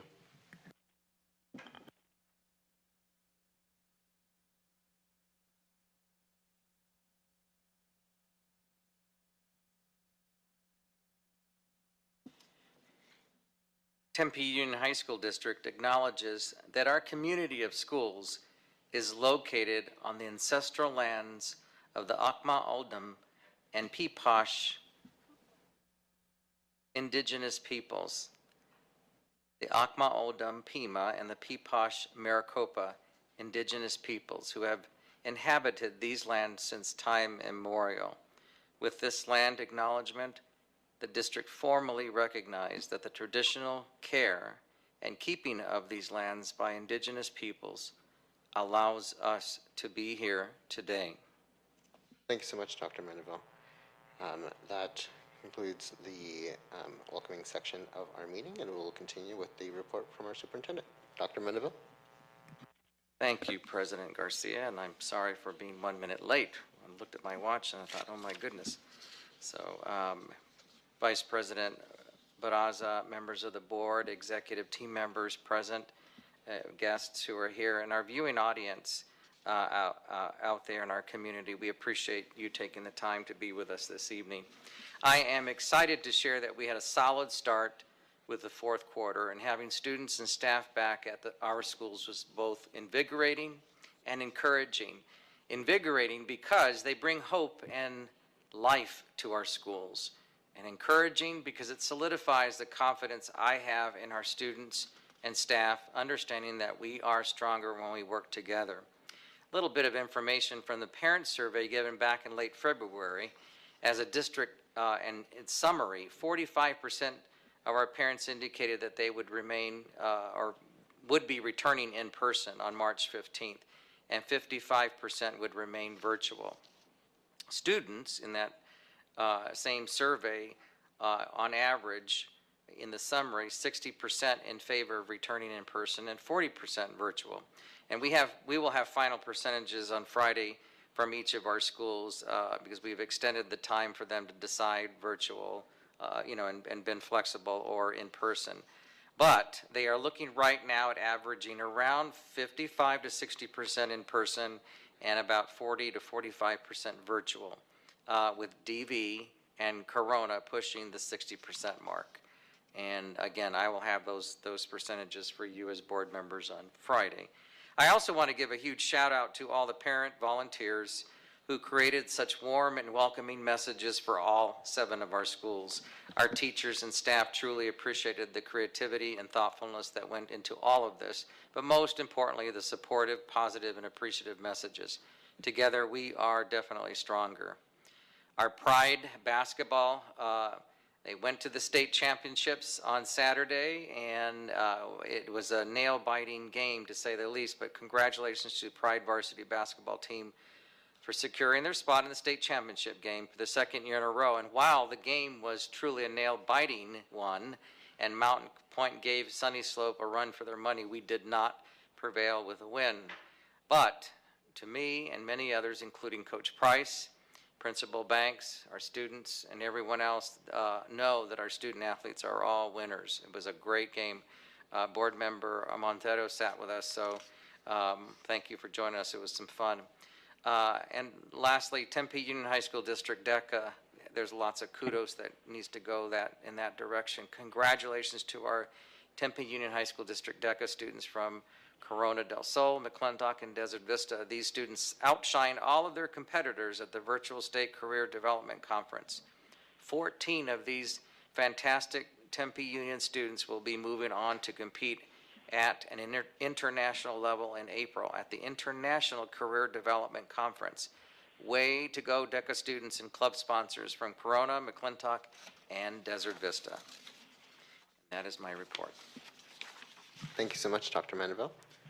At this time, we are now at public comment. Dr. Mandeville, do we have any public comment? Thank you, President Garcia. Yes, we do. We have two public comments for this section, and I'm going to ask that Dr. Wilson read them. Thank you. This is the time for the public to comment. Members of the governing board may not discuss items that are not on the agenda. Action taken as a result of public comment will be limited to directing staff to study the matter or scheduling the matter for further consideration and decision at a later date. Public comment concerning a specific agenda item is heard at the time that item is addressed by the governing board. The public meeting notice provides the method by which the public may submit comment and have their comment read into record. Under Section C of Governing Board Policy BEDH, public participation at governing board meetings, when there are 1 to 15 requests to speak, public comment is limited to 3 minutes. 2 emails were received from 1 p.m. Monday until 3 p.m. today. They will be read at this time. First public comment is from Amy Beeman. It has been a fantastic return to in-person learning. Smiles and laughter have returned to our home. Communication about how the day went has returned as well. A return to school has made a return to some normalcy in life. My son's teachers have made the transition seamless. The kids have done a great job as well. Yay. Our second and final public comment is from Shanti Oza, a student at Desert Vista High School. Dear TUHSD board members, we want to thank you for following the metrics and considering our safety during the school year. Now that you have opened on-campus learning, seniors are looking forward to the light at the end of this bleak senior year. We understand that a lot of the anticipated celebrations need your approval. We would like to ask that you brainstorm ideas that closely match senior events prior to the pandemic. We understand this may be challenging, but the class of 2021 could certainly help with suggestions. Now that vaccines are available for ages 16 and older, safety measures that are already in place for in-person learning can be implemented, such as a mandatory liability waiver for students and guardians, temperature checks, and asking COVID questions upon arrival. If we don't get a prom this year, that would mean this class would never experience this special night. Please don't forget about us. We have worked hard to make you proud. Virtual students may not be able to join these celebrations, so we ask that you also create other ways to recognize all seniors. Thank you for your time. Sincerely, Shanta Oza and Desert Vista seniors who endorsed this letter, who were named below. And that concludes public comment. Thank you so much, Dr. Wilson. Dr. Mandeville, if we can look into that further. Absolutely. Thank you. All right, at this time, we are at consent agenda. May I get a motion to approve items G1 through G6? So moved. Thank you so much, Member Montero. May I have a second? I second. I second. Thank you both. All those hold on, any discussion? Hearing none, seeing none. All those in favor say aye. Aye. Aye. Aye. All those opposed? Aye. All right, motion passes 5-0. Consent agenda is approved. Thank you, everyone. Next is new business for graduation assignments. All right, I am starting off, I'm taking presidential privilege here, and starting off with McClintock. And then Member Hodge, which high school graduation would you like to? Well, I'm going to be joining at McClintock because my nephew's graduating. All right, we got to do it together. Yes. Member James, which high school graduation ceremony would you like to attend? I think since it's my first one, I would love to go back to my alma mater and do Tempe High. All right. Okay. Member Montero? Sure, mine will come as a surprise. My brother is graduating this year, so I'd go back to Desert Vista. All right. Vice President Barraza? Dr. Mendeville, you usually attend these and you choose to, so what would you like? I know you haven't had a chance to go to every school. So. Thank you. I'd like Well, to- thank you for asking. This is really up to you, but I have been to all our schools and some twice, except the year that I was targeted to go to Marcos de Niza. That was the time my mother died, so I did not go to that. So I'm anxious to go to Marcos, if that's okay. Yeah, absolutely. Thank you, Vice President Barraza, for bringing that up. Because yeah. Well, I just wanted to make sure I was considered because I wanted to hear kind of what our new board members And the I'm superintendent flexible, as you know Yeah. that, so whatever you need. Well, I personally would like to attend Marcos on my 4th year because of my nephew, and the other school that is very much family to me and my backyard is Corona. I would like to go to Corona and All right. visit the school and see everyone. Perfect. And let's see here. And all of us are at Compadre, correct? No. No, this is the first year, actually it was supposed to be last year, that Compadre had decided they wanted to have their graduation day the same day as all the others, except we did virtual graduations, for which they participated on that day, so it will be the same day of May 20th. So, now, just because we won't have, because there's only 5 of you in all these schools, well, what typically happens is that with the executive team also has an assignment, and we distribute it wrong, so we have at least 2 people at each district administrator, and if we can't have all 5 of you, which we never can, it doesn't work out that way, but we'll fill in the rest with the executive team. Great, awesome, thank you. Yeah, if I could be at all of them, I would be. All right, thank you all so much. Next, we move on to information item 1 with the budget development update, including Compadre.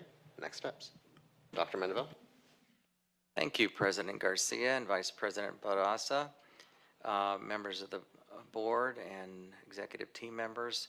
Diane Muehlmans is going to walk us through some of the next steps with the budget development process. As I have mentioned now several times, we want to have a glimpse of the budget development process each board meeting, so it tells kind of the story of what we are experiencing. And as we know more in terms of the legislative updates with funding that we can rely on coming from the legislature, we will start including that and embedding that in the information. So, Mrs. Muehlmans? Thank you, Superintendent Mendeville, President Garcia, and members of the board for this opportunity to give you a budget update. If you remember at the last meeting where we went in depth into the budget, our deficit at that time was $2.8 million. Unfortunately, our ADM has continued to go down, and so now we're looking at closer to a $2.9 million deficit coming out of the formula. We also, if you remember, at the last board meeting, we approved our insurance premium increase, which was $190,000 that the district will need to contribute towards our self-insurance trust. And then also we have the increase for the retirement, the matching retirement that we do for our employees through the Arizona retirement system. And that total is $68,000. And so now the deficit is about $3.2 million that we're looking at. So as we work through our budget, we are now looking at items of how do we build budget capacity to cover the deficit. And so that's what we're going to cover tonight, is we have two areas specifically that we're going to cover. There is still more discussion going on, but the two areas that we're going to talk about today are the certified FTE allocation and then also Compadre High School relocation. So this is just a quick reminder of what we saw last time that we went in depth in regards to ADM, just a reminder of how the ADM over the last 5 years has fluctuated and has gone down. As you look at the totals on here, in 17, we had 13,580.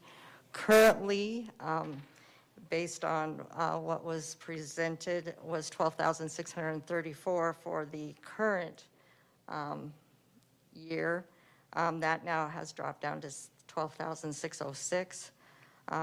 So we've had a loss of around 950 ADM over the last 5 years. So then again, just a quick reminder of what we did is in regards to our certified FTE allocations by fiscal year. You can see based on the graph in front of you is that in 16-17 we had FTE in the classroom, support FTE and special ed FTE of 708.3 FTE. And in the current year, we have 695.6 FTE. And what we're showing here is the fact that as our ADM has gone down, we have not aligned our FTE in the same manner as the enrollment has declined. So this next slide shows the plan of how we're going to allocate our FTE as we move into fiscal year 2021-22. And so what we have done is we've taken the 100th day enrollment, which was January 15th of this year, taken that enrollment, we've looked at the online students, and we have placed them back at their home school. And so we've added that to the 100th day enrollment to come up with what the total enrollment is at each of the sites. And so what we're doing is we are realigning it with district policy, and we are falling within allocating the FTE at 28 students per class.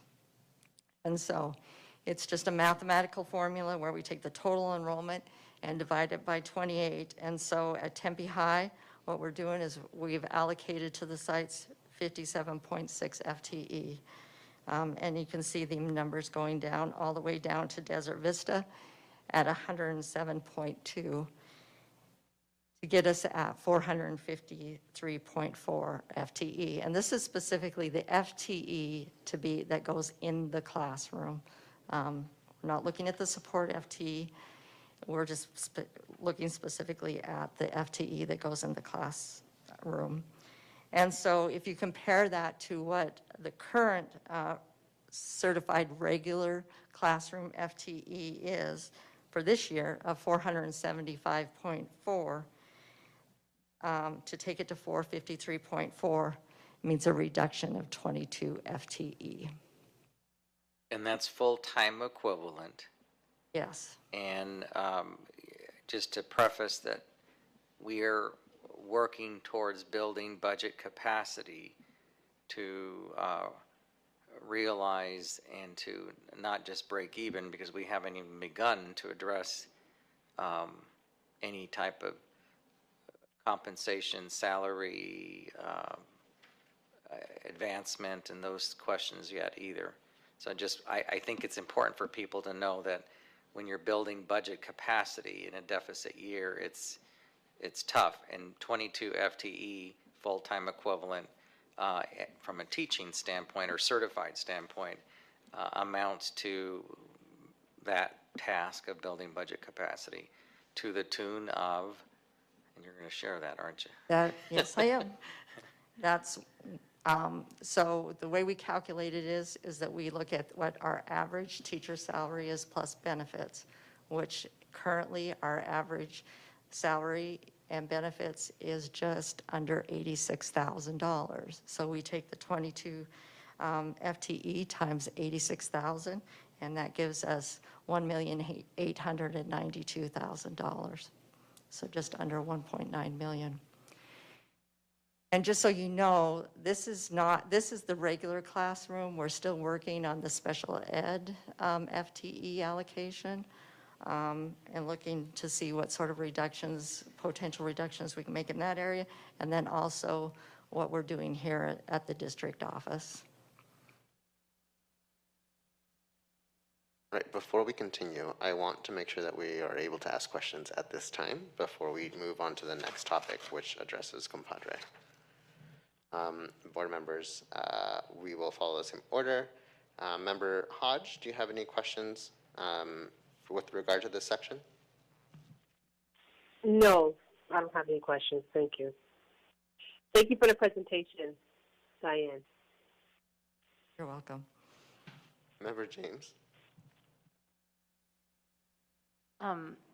Do you have any idea, thank you so much for all of your work first, but do you have any idea when we might hear if we're getting any additional funding from the state to make up for the last ADM, the 5%? We have not heard, my understanding is that some of the budget discussions that have been occurring have been behind closed doors, and so we're not aware. I mean, the calculations that we have included here are include inflation funding, and so we're hoping that that's included in their budget recommendations. But as far as any additional funding from the state, I'm not aware of anything.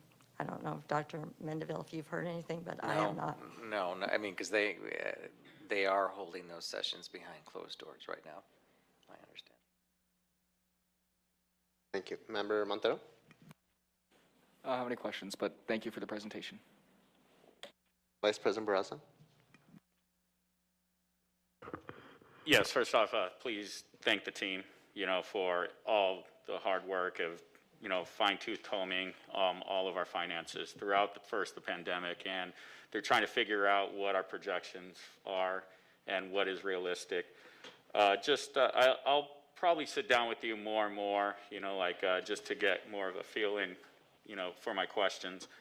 I'm just looking at the 100-day enrollment. We're adjusting those, the ADM, because we're on a current basis, so we're always having to adjust. What do you, with your, history of understanding it, the ADM and, what we're doing in terms of adjustments, do you predict major adjustments after we solidify the budget, and which direction, or what kind of flexibility are we trying to build in for that, essentially? Thank you for your question, Mr. Barraza. The hard part about this year is the fact of the number of students that we have on the online program and the fact that we get funded by the minutes that they attend. The other area that has always kind of created some issues is the fact that if a student is attending our school, plus they're maybe taking one or two classes from a charter school or another school district, we become concurrent with each other. And so that information gets reported when the other entity reports their information. And so we know how often, and we report our information up weekly, several times, sometimes during the week, to get, it current, but we don't have any control of the other organizations that are out there that are reporting. So this year is just is more, it's a much more difficult year to try to predict. It continues to go down. It's not going down by a lot. I mean, it does add up to dollars, but I'm hopeful that maybe we're close to it's possible it could go up too, but that's not based on, I look at it just about every day. If I'm having a really bad day, I don't. And so it has a tendency, it's been going down. I trust your forecasting, absolutely. Is there any opportunity to capture some of that ADM from the partial ADM for the next semester through Tempe Union Online? Or is that still, or how can we kind of try and pull them away? Is it CTE courses that would be more beneficial, or where are they going, why are they going to, I guess, the charter? Why are we losing that ADM to like partial? Is it just a plethora of reasons? I believe so, and I think the principals at the sites would probably be able to give you a lot better information regarding that. Well, thank you, I Further from- appreciate it. You're welcome. Well, and if I may add, the pandemic has not helped. Oh, absolutely So not. that really is the key piece. The pandemic has not helped, and having our kids with Tempe Union Online has assisted us. However, the governor, with his funding formulas and some of that, I want to just comment too, just real briefly. One of the challenges that we have is that the other entities that you spoke with charters and that kind of a thing, don't follow the same rules that we do. So we're kind of held hostage, if you will, for a bit until they get their reporting done accurately and updated to make some, more predictions, Board Member or Vice President Barraza. So anyway, I just wanted to make that comment because it's no fault of our own that we don't have that information. Thank you, Vice President Barraza. Thank you, Ms. Mumins. I am always grateful for your work and crunching numbers and always bringing us information that's really helpful and insightful to all of us, so thank you.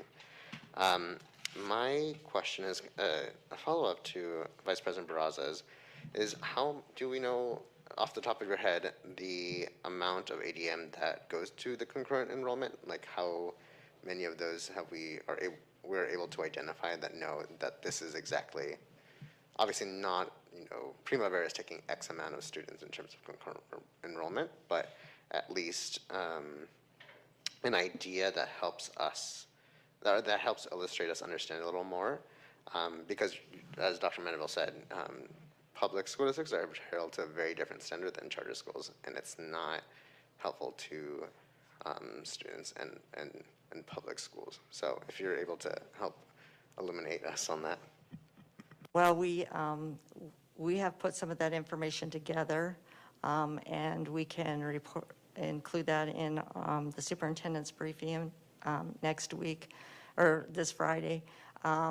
If I remember right, we did present it to the Budget Advisory Committee of what was happening this current year, and if I remember right, it was 102 ADM, I think, that we've lost to concurrency.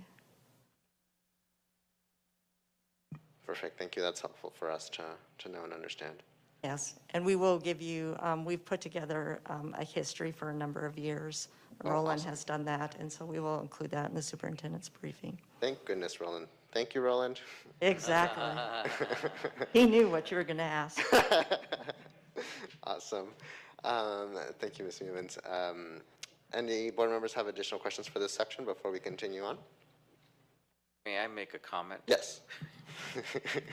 With regard to the difference of the 22 FTE, I want to just remind folks that we will, that looks like we're going to be, cutting 22 teachers across the board at our sites.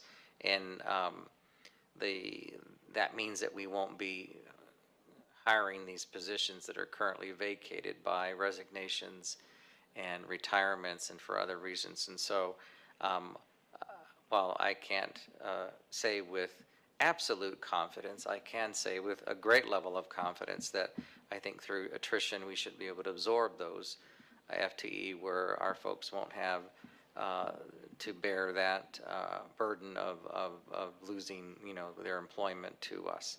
So, and we're making a conscious, deliberate, thoughtful effort, not just with our certified teachers and staff, but every employee group. So anyway, I just wanted to make that known because that's pretty alarming when you see 20 minus 22 there. On the positive side, there are other districts that are having to cut 150 plus teachers to our south. So we're doing pretty good. Thank you. Thank you, Dr. Mendeville. It is very helpful to understand the backdrop in that context, so thank you. All right, let's continue on with the next section. Thank you.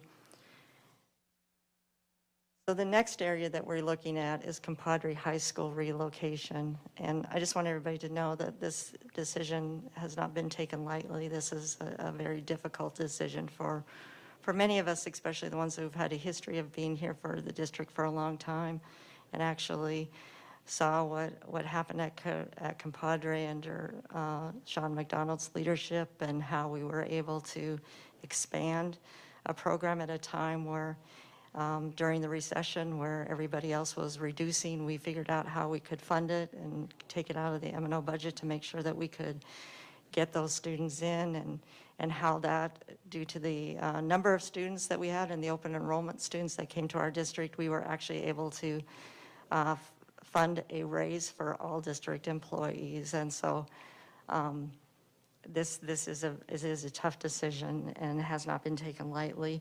But I think as we go through the financial side of it, and when Dr. Mendeville talks about some of the benefits of relocating it, I think you'll understand why the decision is being made, even though it is a very difficult one. So what you see on this slide here is our ADM, average daily membership, which is what we are funded on by site per fiscal year. And what we did was we went back to 2011 and showed you the activity from 2011 to 2020. And so if you start looking at like Tempe High, you will see that in 2011, they had 1,414 students there, and their high point was 1,736 students. You will see McClintock, which basically, I mean, you can't get any more even than that over that timeline of where they, in 2011, they had 1,846 students, and then currently in 2020, at the end of last fiscal year, had 1,789. You will see that Marcos has had a dip. Back in 2011, they had 1,913 ADM, and then they dropped, and they're currently at last fiscal year at 1,382 ADM. And then continuing with Corona, you'll see that they peaked in 2016 at 2,860, currently at 2,757. Mountain Point, again, pretty much very even. I've had a slight drop in the last couple of years, where in 2020 they were at 2,309, but pretty much very even like McClintock. Desert Vista, again, we can always count on Desert Vista to be right around the 3,000 ADM amount. And then as you look at Compadre, you will see that in 2011, they had 600, it was 610 ADM, and then currently for last fiscal year at 251. Again, this is ADM, this is not enrollment, and the enrollment is always higher than ADM is. So this next slide is information that we have put together for a number of years that's required, that's part of the annual financial report. There were a couple of years where they discontinued. So what we did was we went back and we recalculated it based on the same calculation so that the years are very comparative. So you will see that and we figure it based on the current expenditures, which are like salaries, purchase services, operating expenditures per pupil by site. And so you can see like Tempe High, where it was in 2011, it was around $8,800, and it has gone up. Now, remember, our budget has also gone up and our expenditures have also gone up. You know, we've been given more money. We got, you know, quite a bit of money for teacher salaries. So the expectation is that it will go up, but it also goes up based on student enrollment going down. And so pretty much all the sites kind of show the same picture here, where it was lower and then it has gone up. You will see that with Marcos, the amount has gone up a little bit more drastic than the other sites because of, again, the reduction in student enrollment. Corona, Mountain Point, Desert Vista are kind of pretty much all the same picture. They're larger schools. And when you're looking at the information as far as fixed cost, as far as admin, you know, the attendance people, the counselors, I mean, that amount, when it gets spread over more students, goes down and then fluctuates then with the actual classroom expenditures. The big number here is it shows what has happened to Compadre. So in 2011, the per pupil amount was $7,784, which was actually below Tempe High's in 2011, again, based on the number of students that were enrolled there and what the expenditures were at that time. And then you can see where it has ballooned and actually last fiscal year hit $17,117 per student. So if you average what happened in 2020 at all of the schools and compare it to Compadre, the average for all the schools per pupil was $9,118. And so Compadre is $8,000 over the average of the rest of the schools. So it's costing us $8,000 more per pupil to educate the students at Compadre.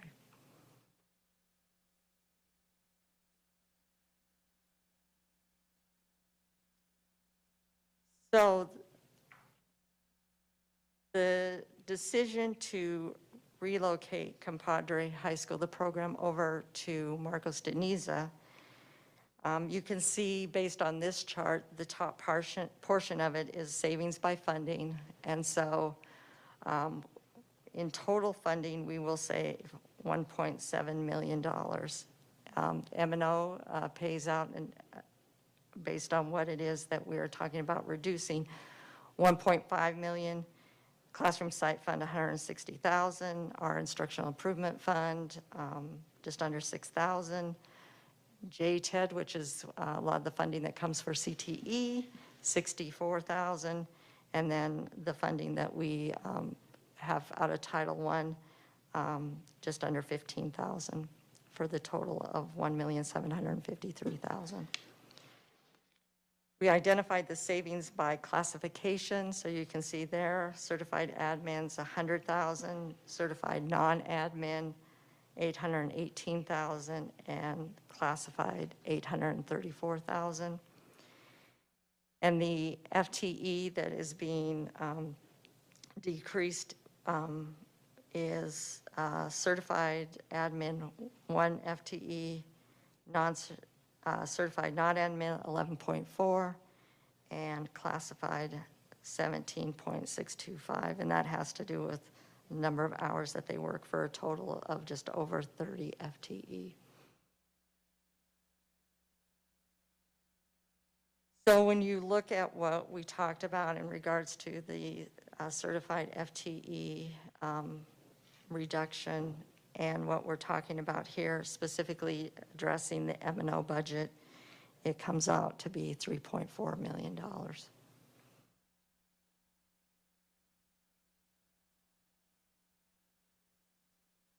So that's the financial side of it. And then Dr. Mendeville has several slides that he's going to talk about some of the other reasons and some of the benefits.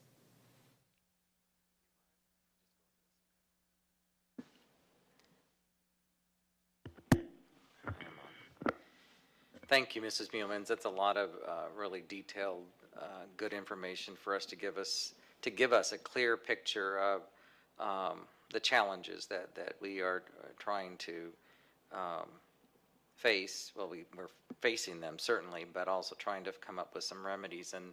And you know what I'm mindful of all the time with not only our board members but with our executive team is that we're trying to make decisions that are going to be best for our students. You know, and so how can we turn this around, because there are so many positives that are associated with the relocation of all the wonderful programming that Compadre has to offer over to Marcos. And you know, having the two schools that you mentioned in one of the bar graphs with Marcos's loss there, you know, and the cost. Can you go to the previous slide, where their decline is pretty evident and stark, and it's a good way to remedy that from just that standpoint. But there's far greater value in this decision, so I'm going to talk a little bit about that. The unique thing with one of the many unique supports that Compadre offers our students is that they are able to truly individualize their instructional programming. Our students attend Compadre for a variety of reasons, and what's unique, and I think what is celebrated and that will continue, is that they'll still have that individualized instructional programming conducted by their counselors and their families and the teachers there. So, and that's with right now, the 187 students that we have, that we know about, that will be moving and starting the programming over at Marcos. But so that in itself is going to be an exercise that individuals are working on right now so that we can build those individualized instructional programs. The other piece is that, like Compadre in similar ways, Marcos de Niza is a smaller school. It is our smallest comprehensive high school. And so having the integration of our students going into some of the classes there, their classes will remain smaller, but the integration of our students into the population of Marcos is going to be just so noteworthy and beneficial for all the students. So that smaller class size element is still going to be maintained there. Peer tutoring will be expanded and continue on at Marcos's campus, because these are the programs that make up the wonderful things that the Compadre staff are doing, which are going to be replicated and continue on, because that's the work that we do at all our schools, quite frankly. And the academic lab opportunities will be enhanced as well, so they'll have access to more lab time, more lab opportunities, along with their credit recapturing. Some of our students come in at all our schools, quite frankly, but some of our students who are attending Compadre are in a time frame where they need to recapture credits, and those built-in opportunities for them to recapture their credits will continue on at Marcos, and in some instances will be expanded because of the comprehensive support that they have at the site. And then access to some really quality career and tech education electives.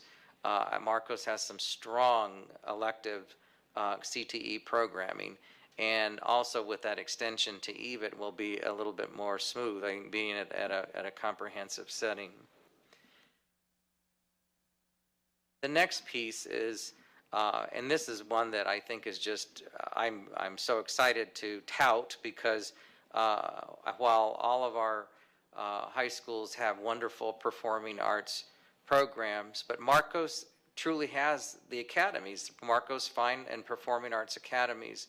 And as I mentioned, all our schools are wonderful, but Marcos really has a deep community commitment to the fine arts through their performing arts, and so I think having that as an opportunity for our students to have additional electives within their day, they're going to be quality and a lot of fun.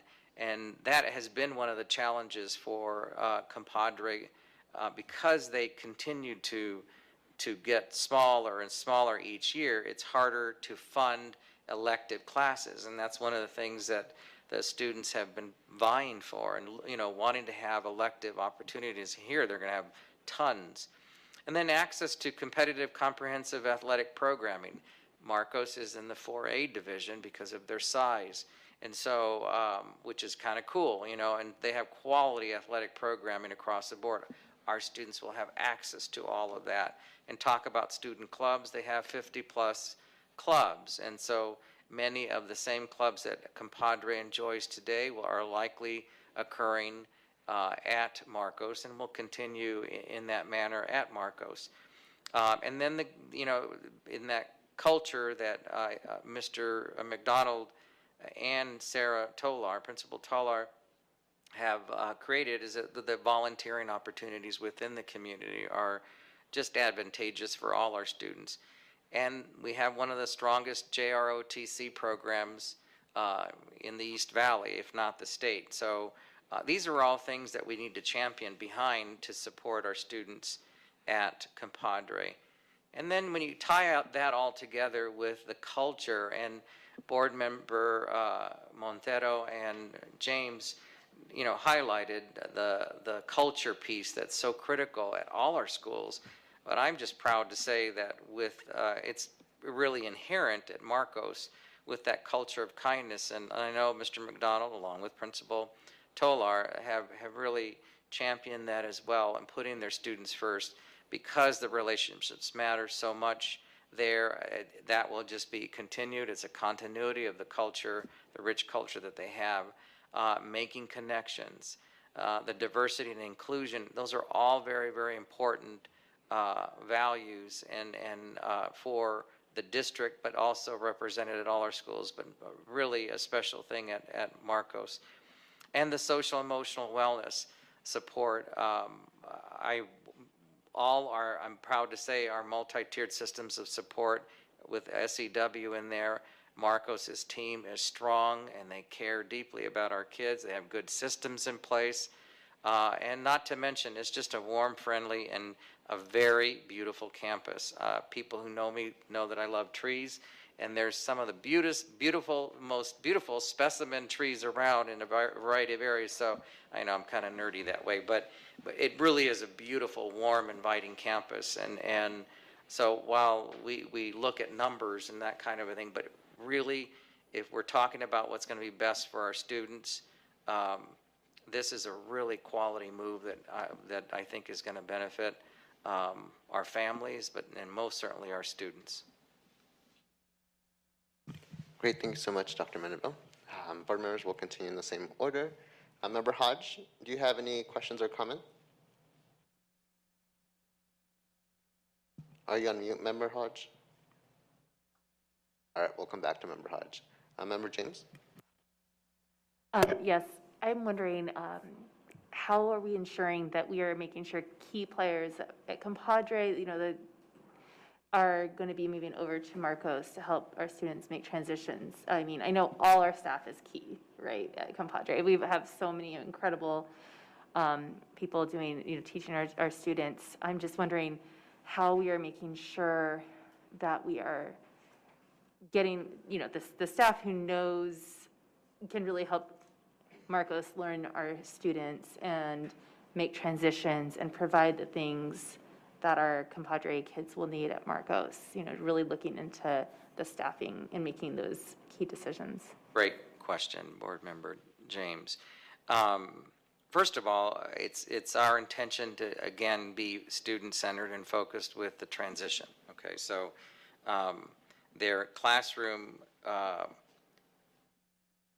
support that they get is going to be first and foremost. So I think you mentioned, Mrs. Mielman's, I think it's 11.4 non-classified, but those are the certified teachers. And so we're expecting that those will shift over, okay?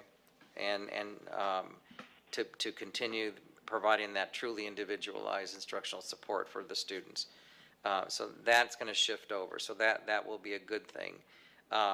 We have a school, you know, with the IB program over at Tempe High. We have the Gifted Academy, Peggy Payne at McClintock, and the model would be similar to that, kind of a school within a school or program within the school. And but truly looking at the services and the support that students get today at Compadre are going to be just mirrored over there. Now that could be with existing Compadre staff as they come over, or it could be just complemented by existing Marco staff, because the function of the supports that happen at Compadre, while are unique and special, all of our schools have some level of that support. Now, as targeted as we want to be with our Compadre students, that's going to be the magic where we involved, you know, our teachers, our parents, our district office from both schools to kind of navigate that transition of supporting. What are we going to need to make this work well? And I guess I can talk about when I talk about programming at Compadre, the TAP program, the infant care, the daycare, the preschool, Head Start, a lot of those, the threads, all those support programs are going to just move over to this new environment. And again, focused on what do our students need, and how is that going to complement the entire campus as well, because it will have a favorable impact on the rest of the students for Marcos. Thank you. Member Hodge, are you there? Okay, I'm here now. I apologize. My phone wouldn't go off mute. Diane, I have some questions for you, but it wouldn't allow me to open up the presentation, so I'm going to have to email you my questions on the financial part of it. Dr. Mendeville, first off, I would like for you to go into more in depth about what's going to happen with TAP, because I know a lot of people are concerned about that, and you know I am definitely one of those people who are concerned because I sit on the TAP board, so I want you to explain it more in depth of what's going to happen with that program. Well, as I mentioned, Board Member Hodge, is that the program will be moved. Now, that's easy for me to say, so I need to get involved, our TAP coordinator and those individuals within that program, to provide guidance on what specifically will need to happen. Of course, we will be looking at the school facility. There's a particular wing to the Marcus campus that is being looked at right now, and I know Mr. McDonald and Mr. Thornby and Principal Tolar and others are looking at that, because some rooms will have to be retrofitted and that kind of a thing. But those details are beginning right now. So that's about as detailed as I can give to you right now with what I know. Okay. So to follow up on it, you're saying that TAP and the Head Start will be both going over to Marcos Canisa? All the programming that is currently there for Compadre will be moving over to Marcos. So, and again, I have a meeting, actually Diane and Dr. Wilson and I have a meeting with the TAP leaders on Tuesday, and we will be working out some of those, because I need to fully understand where their needs are. And so, but all those details, of course, will be naturally happening in the transition. Okay. Will you just keep us informed on what's going on with that, when the TAP program, how that transition is going to be going? The reason why I'm saying that is because I'm getting a lot of questions from community people about the program, so I want it to be known. I'm asking it in public because I want it to be known in public what we're doing. So that's why I'm asking you, can you give another update on it when we get a chance at the next board meeting about the transition over, because there's a lot of questions on that on behalf of the TAP program. And I want to remind anybody who's listening and everybody present in the room that the TAP program is not the only support program that is for compadre. There are other programs there that will have equal attention to their transition over, okay? Yes, Yeah. but will you also do that for me though, as what I asked you? Most certainly, along with the other programs, yes. Thank you so much. Thank you so much, Member Hodge. And just to really quick and to add on to that, I think it'll help us to understand more of for the transition, for the integrity of those programs to either, obviously make sure that they're protected and there, but also, is it be placed in a even better environment at Marcos that they can continue to thrive in that environment as well. Absolutely. I mean, I think there's every opportunity to thrive and grow even more so with some of those programs. And so I think the support, all those support programs are just going to, it'll be a natural fit at Marcos. So absolutely. Great, thank you so much. All right, Member Montero. Yeah, I first want to say I know that this is a tough conversation to have, and I know that it's not an easy conversation, but I'm really glad to see all of the benefits that this can have for our students over in Compadre, with all of the amazing programs that Marcos has to offer, and having that available to our students, I think is a really good opportunity, so I'm really excited for that. My question concerning staff, because I know it's a difficult time in the middle of a pandemic, and I know it's a tough conversation and might scare some folks. And so I kind of want to ask you, what does that look like for our staff over at Compadre right now, who, if they're may not need it in capacity and shifting over to Marcos, are they having that opportunity to relocate to a different site, or what is that looking like for our staff? Thank you, Board Member Montero. Excellent question, and it's a tough discussion, but it's something we have to have. And what we're, like I mentioned earlier, is that we're making every effort to ensure that people have, our employees matter, and we say that as part of our mission statement, and so we're going to do this in a manner that's dignified. And what I mean by that is that I have every reason to believe that many of our folks will continue employment, maybe not in the same job, but they'll have opportunities to interview for other positions that would be vacant at the time and that they're qualified to do. And some may choose to change, some may not. Some may be in a holding pattern for maybe a month because we have vacancies that happen through the summer, and the whole hiring season. Right now for our teachers, I think we're looking pretty good. It's the classified support staff. And in the slide, they're equal amounts of cost, expense, $800,000 for, if I'm not mistaken, because I don't have it in front of me. Yeah, 800, right, there it is, 800, and actually it's a little bit more for our classified support staff. And that's your receptionists, your parapros, there's a lot of duplicity of positions that when we move to Marcos, some of those are not going to follow. And I'll give an example just openly. Counselors. Well, Marcos is a small school already. They have 4 counselors. Fortunately, we have positions open, so I think we'll be okay with counselors. But it's that kind of step-by-step process that we're doing with each employee base.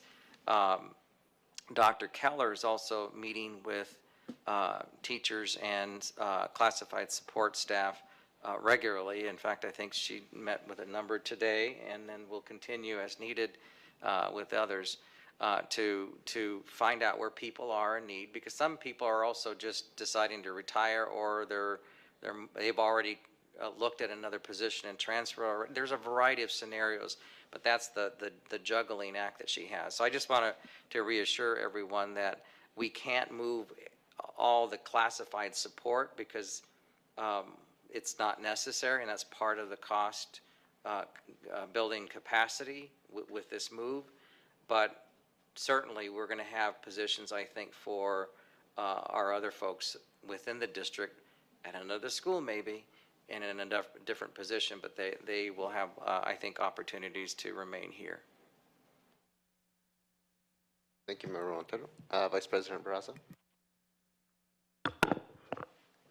Yes, this is a very difficult conversation. And again, like Board Member Montero mentioned, in terms of the pandemic and what we're having to discuss, it's tough. There's a culture, there's a familyness about compadre. So that's a very tough conversation.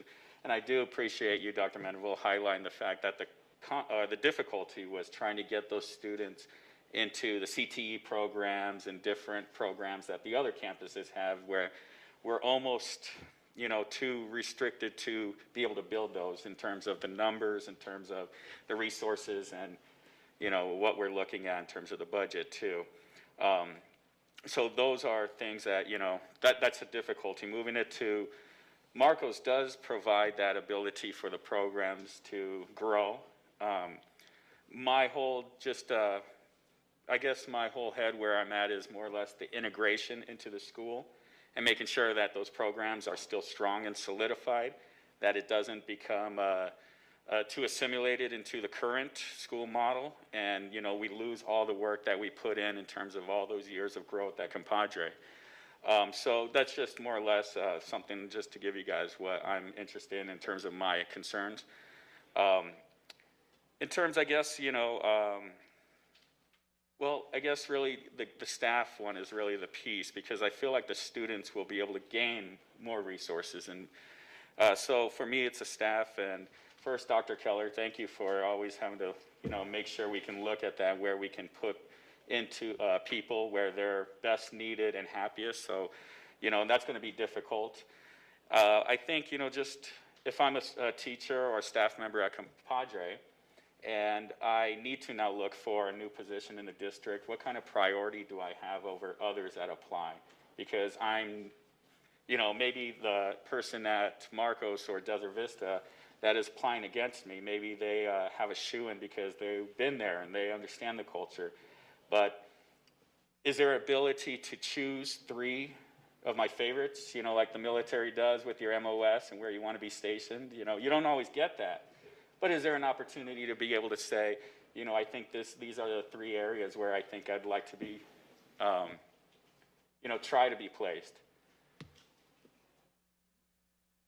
I just know how competitive certain positions can be. No, and you're right on target. If I'm losing mine, then I'm wondering what does that leave for me? And You're right on target. So. Good evening, President Garcia, Vice President Barraza, and members of the board, and Dr. Mendeville. Let me assure you of a couple things. Number one, we have a process for all of this.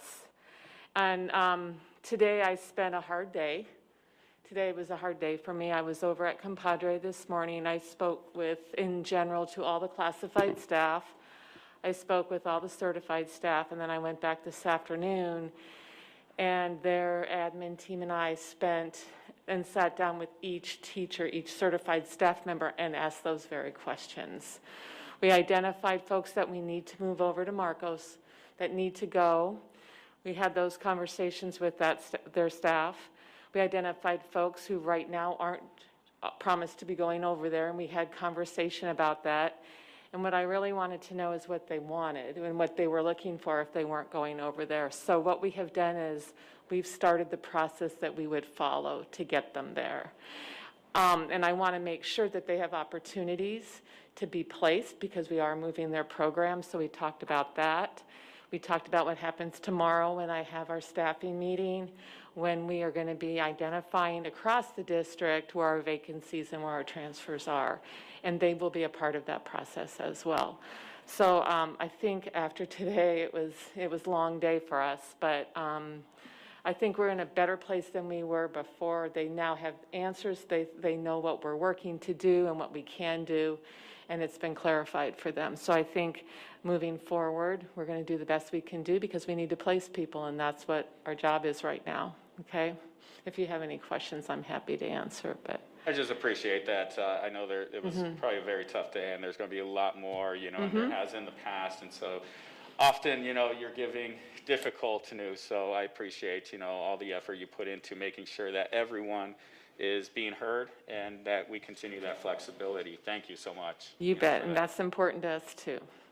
Board Member Baraz, I want to just comment briefly on the one area you mentioned about transitioning with students, I believe. And so our goal is to begin formulating transition teams in working with both Marcos and Compadre and finding key individuals to that include students so that we can be mindful of the identity piece, the change is never easy for,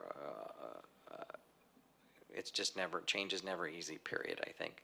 And for some, if we can maneuver some of the variables along the way to make the change process smoother, then that's what our goal is. But we want to include folks along the way so that our students, more than anything from Compadre, feel welcomed, that feel good about this, that are excited about us. There's going to be some sorrow, and we need to recognize that. But the programs and all those programs of support are going. So, and many of the same individuals that they had classes with will be there as well. So we want to be real mindful of involving our students and stakeholders in that process. So thank you for pointing that out. I appreciate that. That excitement aspect is exactly what I was thinking. Junior coming into Marcos Niza, it's like coming into a new school, new environment, new people. May not get my friends in classes, who knows. Things that can excite me, ways, like we have the freshmen, celebrations. We have a lot of ways that we create community. I think we might need to do that more and figure out how we can get students into programs, and even if we have to kind of, nudge them a little bit. And in the end, just because the identity aspect of that, the community, this isn't a question, it's just maybe just something I want to throw out. But, we have Marcos Niza, we have the Fine Arts Academy, we have the Peggy Payne Academy, we have all these academies. And may I just suggest that maybe we continue calling it the Compadre Academy, a program that's within the school district. That way we don't lose an identity to it and to just the school itself. I think it's important that we celebrate those achievements and we still have it under a model itself. And so, Compadre's built a name for itself, and to me, I feel like that might not be a bad way to start in keeping that culture. But I appreciate all the hard work, and please, everyone from HR to finance to, to everyone, it's tough and to the staff at Compadre, I really love all of you, and you guys, I know, we got to look for ways to continue to keep you excited, and I think this is something that we can all move forward to together. But I just want you to know that I appreciate you all at Compadre. Thank you, Vice President Barraza. But President Garcia, can I ask one follow-up question to Dr. Mendeville? Yes. Okay, it's just a quick one. Dr. Mendeville, with everything with social and emotional, are we keeping a Care 7 specialist directly for Compadre students, or are we combining it with Marcos? Well, a good question, Board Member Hodge. We're paying for 7, so I mean that individual will likely accompany Marcos. But again, that would be the natural support system that goes there. So, and it might be that they're coupled with maybe another school, but again, looking at needs, because the Care 7 person at Marcos is also equally qualified and wonderful in her role. So, but for this year, and I don't, that is a budgetary consideration because there's a cost associated with it, but that's something that we will look at. Very good question, Board Member Hodge. Thank you. Yes, very good question, Member Hodge, because I would like to maintain the integrity of our Care 7 support, not go backwards. So just a comment there. So I have a lot of thoughts, but I know we're limited in time, and we've only gone through one cycle of questions. So I will just make a few points and then ask my question. One, I think that there's been a lot of thoughtfulness despite how difficult this is. And, really looking at the integrity of the identity, like Vice President Braza said, the integrity of the small classes and the programs that will follow to support our very compadre academy students. And, their global identity. So I'm excited and really looking forward to how best we continue to support and empower our students and how they continue to thrive. Because I think this is an amazing opportunity to access so many different comprehensive that they have been limited in the past for various reasons. And then also I think this honors the work that was invested into the academy itself, right? We're evolving into the program into its own academy that adjusts for specifically the needs of our students, and that is essential, right? We are always operating with students first. So I'm very excited to see that continue and that grow in that capacity. My question is a little mixed with two things. So we talk about how the Confederate Academy has always been identified as a school of choice, right? And I just mentioned how limited some of those access opportunities have been. And now that we're moving there and making sure that our fine arts, because I do, like you mentioned, I love our fine arts across all of our schools, but Marcos is one of the finest in the state. And so I want to make sure that we're continuing to protect the arts, not just the performing, but also the entire arts program. There are students that want to still take classes with photography, painting, ceramics, etc., the entire arts. And I do not want to lose that, especially looking at the budget now. So I just wanted to reemphasize that. And so my question is, how are we able to ensure that in the larger scope of obviously Marcos and its academies in general to sustain fine arts and that we're able to continue in that manner? So thank you, President Garcia. Great question. We have to look at what our students are enthusiastic about when they come to school, and not everyone is academically motivated and they're like, yeah, I'm going to go to my calculus class and that's what I live for, And so we have to look at the variety of extracurricular kinds of activities that our schools have been known for and do an absolute fabulous job with. And like you said, and I would agree, because I've been to many of Marcos's performances. Yes, while all of our schools are very, very good, Marcos is exceptional. They have that long history. We don't see that is going to change. What we have to do is, and right now we're in the process, so I can't answer that completely, but I can tell you that you have our commitment that we are going to look at every effort and possibility to keep those programs whole, the individuals teaching their programs whole, because part of the challenge that we have right now in a pandemic is that our sister districts, Tempe, Al, and Kyrene, have had, through no fault of their own, but through this pandemic, have had to reduce, if not eliminate, some of their performing arts and fine arts programming, which has a direct impact on us.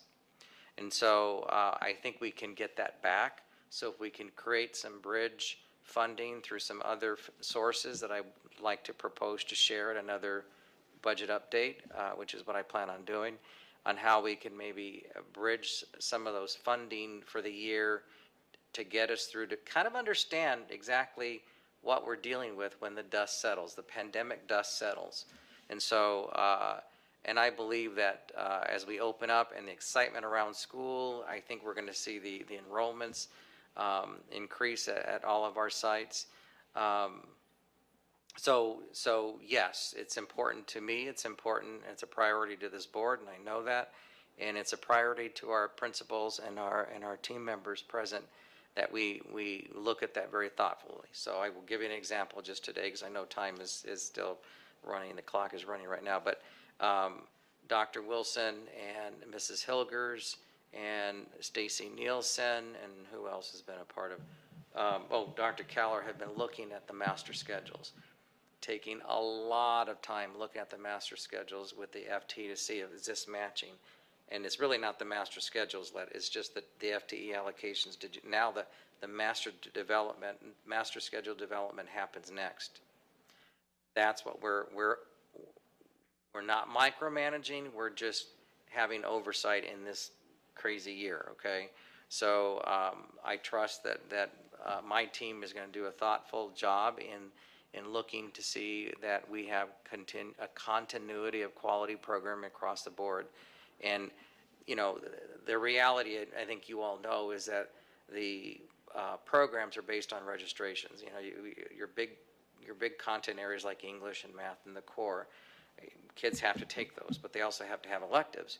And so that's what we're looking and balancing right now. So I would like to be able to report maybe the next meeting how we can, because we'll know more in the next week or so, what that's going to look like.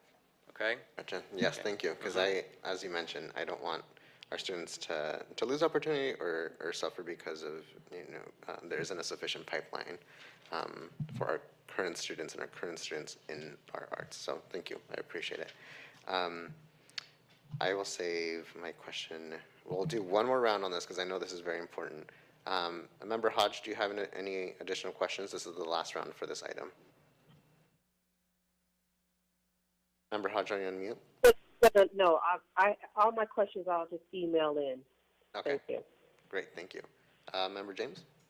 Yes, just to kind of echo what President Garcia mentioned, I would really love to hear, some out-of-the-box ideas about how we can potentially, whether it's using ESSER funds to supplement FTE for our fine arts, because we will see programs maybe losing an ensemble, right? And when we look at how we're going to build those programs, it's really difficult to build a program when you're, say, I'll use myself, I'm an orchestra teacher, and I might be teaching a section of guitar as well, but now you're going to also teach something, film studies. And we know that teachers put everything into learning their curriculum, knowing what they're teaching. And so if I'm now trying to build back my orchestra program, and I also want to honor my film studies students, I don't have the time to work on recruitment and really make sure I'm retaining my kids because I'm learning something myself, trying to stay a step ahead of this new curriculum. So when we're looking at ways that we can preserve our fine arts programs, not just preserve them, but really dedicate our district to being a place for the arts, looking at ways we can say, okay, we're going to have you, recruitment and retainment prep period potentially. We've done it before. We have seen results. I know at Tempe High, Jill Osborne used that time and has grown her program by 400%. So we have teachers who have experience with that. And it might seem like a lot to front right now, but knowing we have that ESSER money, it's really truly an investment that if used properly, we can grow these programs and they will pay us back. Because I know as a parent, I'm zoned for Tempe Union, and we moved here literally because of the districts. I knew my kids were going to be able to participate in ensembles, and I knew the strength of the ensembles, that by the time they were good at their craft, they were going into these schools that were phenomenal. And so we do have a lot of parents that choose Tempe Union because of the arts and the robust arts. I mean, we have so many fine arts, visual arts programs that we offer. So just to think of this as an investment that will grow, will bring in more ADM ultimately, and also looking at those classes that can hold more kids. If I'm teaching a symphony orchestra, I want a big sound, and I can have that advanced group and have a lot of kids. You get your big bang for your buck with that. So there are these creative ways that might feel monetarily stressful in the moment, but if we can invest some of that ESSER money into our fine arts, I think we can truly come out of this and have a really well-established programs across our district. So that's my contribution. Thank you, Member James. Member Montero? Yeah, I had a couple small things, so I'll just email you, Dr. Mendeville. But I do want to echo what President Garcia and Board Member James said about our fine arts programs, as well as what Member Hodge said about the Care 7 specialist. I think especially when we're looking at the social emotional impact, we need to make sure that, this is going to be a big transition for our students and transitioning to Marco, so making sure that we have the proper resources to aid them in that transition. And so, yeah, that's all I have. Thank you, Member Montero. Vice President Barraza? All I really have is just more comments. Just, again, thank you. And if we can continually get this information out to the community and to us as we go along, it'd be great. I appreciate you making it a priority to continue and looking at next meeting doing so. Other than that, I think most of my questions just pertain around issues and concerns and questions about compadre that aren't part of the agenda, so I'd be going out on a limb, so I'll just continue discussions with you guys on that. Thank you. Thank you, Vice President Barraza.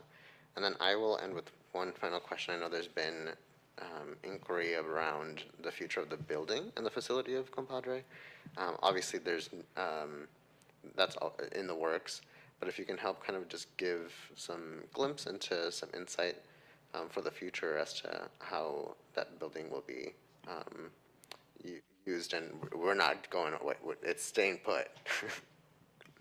Thank you, President Garcia. We were at the very, very infant stages of discussion around repurposing the building.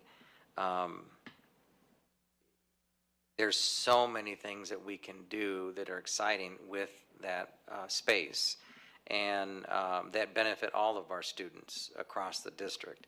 And so an exploratory committee will be developed here real soon to start beginning those discussions that will involve community members. We want to bring some professional consultants in, our business partnerships, so we'll include Diane Welling and others, because we want to know what our employers want, and so there's just so much that can be done. There's maker spaces that can be created. It's kind of exciting to make an innovative learning center there in that space that will benefit all of our students. And so I think that's going to be the exciting part, already having the space capacity, and then the luxury, if you will, to study that and bring that into reality for the 22-23 school year. It's exciting. Yeah, all right. Oh. I'm looking forward to an Innovation Learning Center. I think that can really help and support all of our students across the district and really take us to the next level. So I'm really looking forward to it. Thank you, Dr. Mendeville. Mm-hmm. All right, that concludes the item on I-1. I know the energy is a little low right now, so you're yourself a little shake in your seat. We're almost done. Next is item I-2 for the academic intervention update. Dr. Mendeville? Thank you, President Garcia.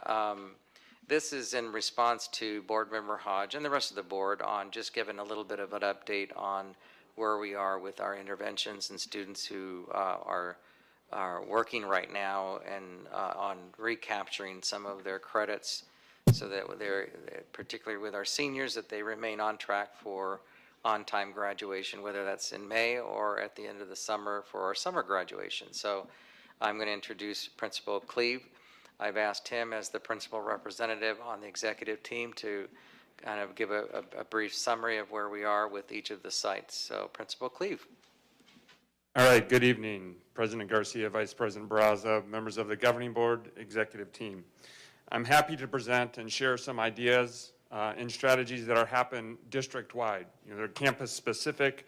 My colleagues were eager to share what they're doing to work with students and a variety of strategies and resources to ensure student success. So virtual learning, hybrid learning, in-person learning has presented new challenges for everybody, our parents, students, our teachers, our counselors, our certified staff, administration, and classified staff. So it's really become an all-hands-on-deck approach as we promote student success in a new format. The year has caused all stakeholders to adjust our roles in our approach, and we welcome that challenge. However, our focus always remains the same in promoting student success. So really, response to students when they may not understand the first time really begins with planning. I know we always focus on the strategies, but it's really the pre-planning ahead that is really significant and trying to put students in a place, in a structure to be successful. I think that's the biggest challenge right away.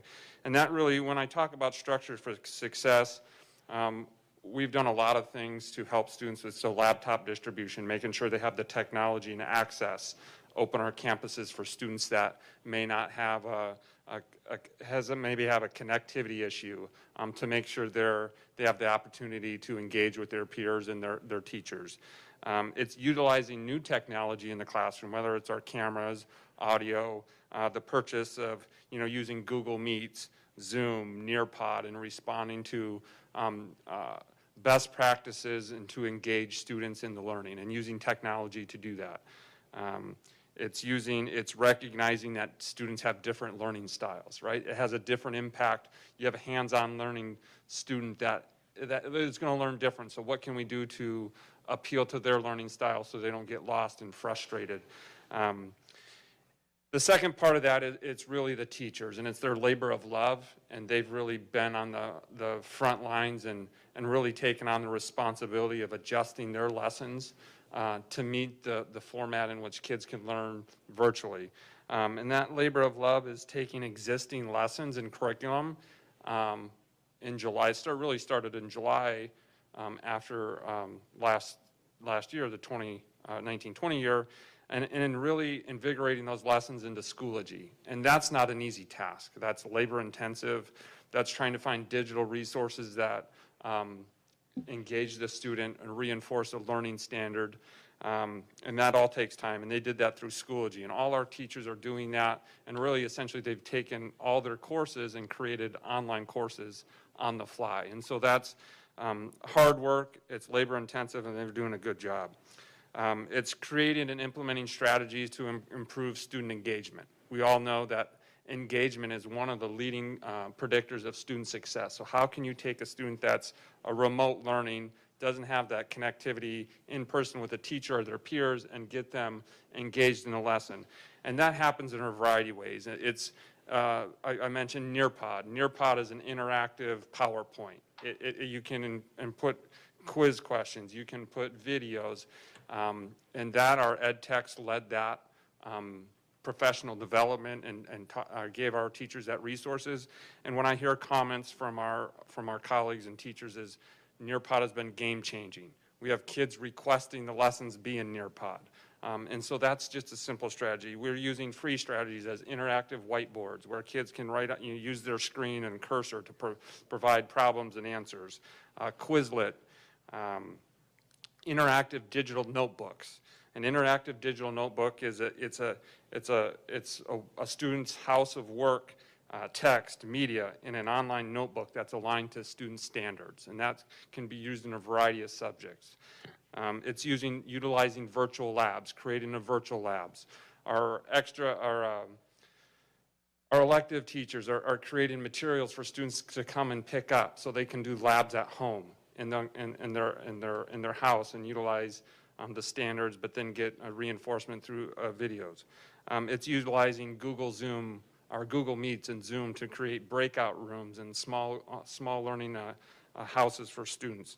It's focusing on essential standards. It's professional development led by our PLC leaders, our department chairs, our ed tech, administration, our content specialists, to try giving tools to our teachers to promote that technology-driven format. So our teachers have been working very hard to make sure they're on the front lines in keeping our kids engaged and reducing that frustration level, because frustration then can lead to maybe a student turning off or not becoming, losing that, positive approach that they would normally have maybe on campus. And we all know, no matter what the learning format is, whether you're in person or at home, we are always going to have kids that need to be retaught, right? That's how we are. So we don't get everything the first time, so we just need to build in those structures. So when I go over, this is just a snapshot of what's happening on campuses across the district. And my colleagues were eager to share on what they're doing and trying to find any strategy that will appeal to a student. Right? Every student responds differently, has different motivations, so they're trying to throw every strategy out there to get that kid bought in and really wanting to keep motivated. So when we talk about it, we have our content teams. It starts with our teachers.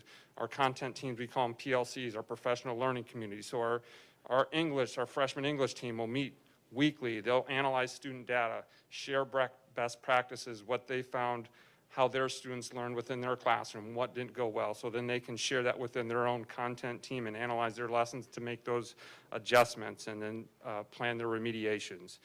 It's flexibility with deadlines and makeup work policies. Every kid's impacted differently by that, whether it's a technology snafu or, you know, hey, they got siblings to tend to, or, you know, other duties. So it's having that flexibility with makeup and work and deadlines. It's retesting. It's allowing kids to retest. So, hey, maybe they didn't get the first time. Let's meet me on Wednesday during an ACT lab. I'll reteach the lesson and then let's try it again. It's extended opportunities before and after school. That includes, now that we're in person, it's even include the late bus. So transportation we're taking away that barrier for a kid that may not have a ride. So there's late buses that will provide transportation home. It's utilizing the structure within the academic day. We call it ACT Lab, or built-in intervention times. So students can meet with their teachers. We have structured times. Every campus does a little bit differently, but really that's targeted small group, individualized instruction, more intensive remediation for students that may need that extended time with their teacher in a one-on-one or small group setting. It's use of our peer tutors. We have students eager to help, want to help their peers, and are very good at connecting with their peers and wanting to make sure they're successful. It's home visits. It's parent conferences, whether it's through Google Meets or they're coming on campus. Our teachers and support staff, administration are making phone calls home. They found success through text messaging for parents. And it's just trying to find ways that we can partnership with the parent, because there's added stress to the parent at home. You know, we rely upon them to help keep kids focused. So it's coming up with strategies and resources to help the parents. It's use of intercessions. We talked about winter intercessions, spring break intercessions that we've already had planned for the end of the semester to give those kids a few more days and opportunities to turn their grade into a passing score. And that's been tremendously successful. It's a continuation of our clubs, extracurricular and sports. It's encouraging our kids to be involved in those extracurricular opportunities. They're meeting through, if they're not on campus, they're still doing it through, you know, Google Meets and Zoom. So it's a way for that student to engage and find joy in just the besides the academic, and that's really, really positive to see. It's the use of incompletes. And so instead of giving a kid just an F, we give them an I, an incomplete, and now they have this whole semester to revisit that work they did first semester to try getting a passing score.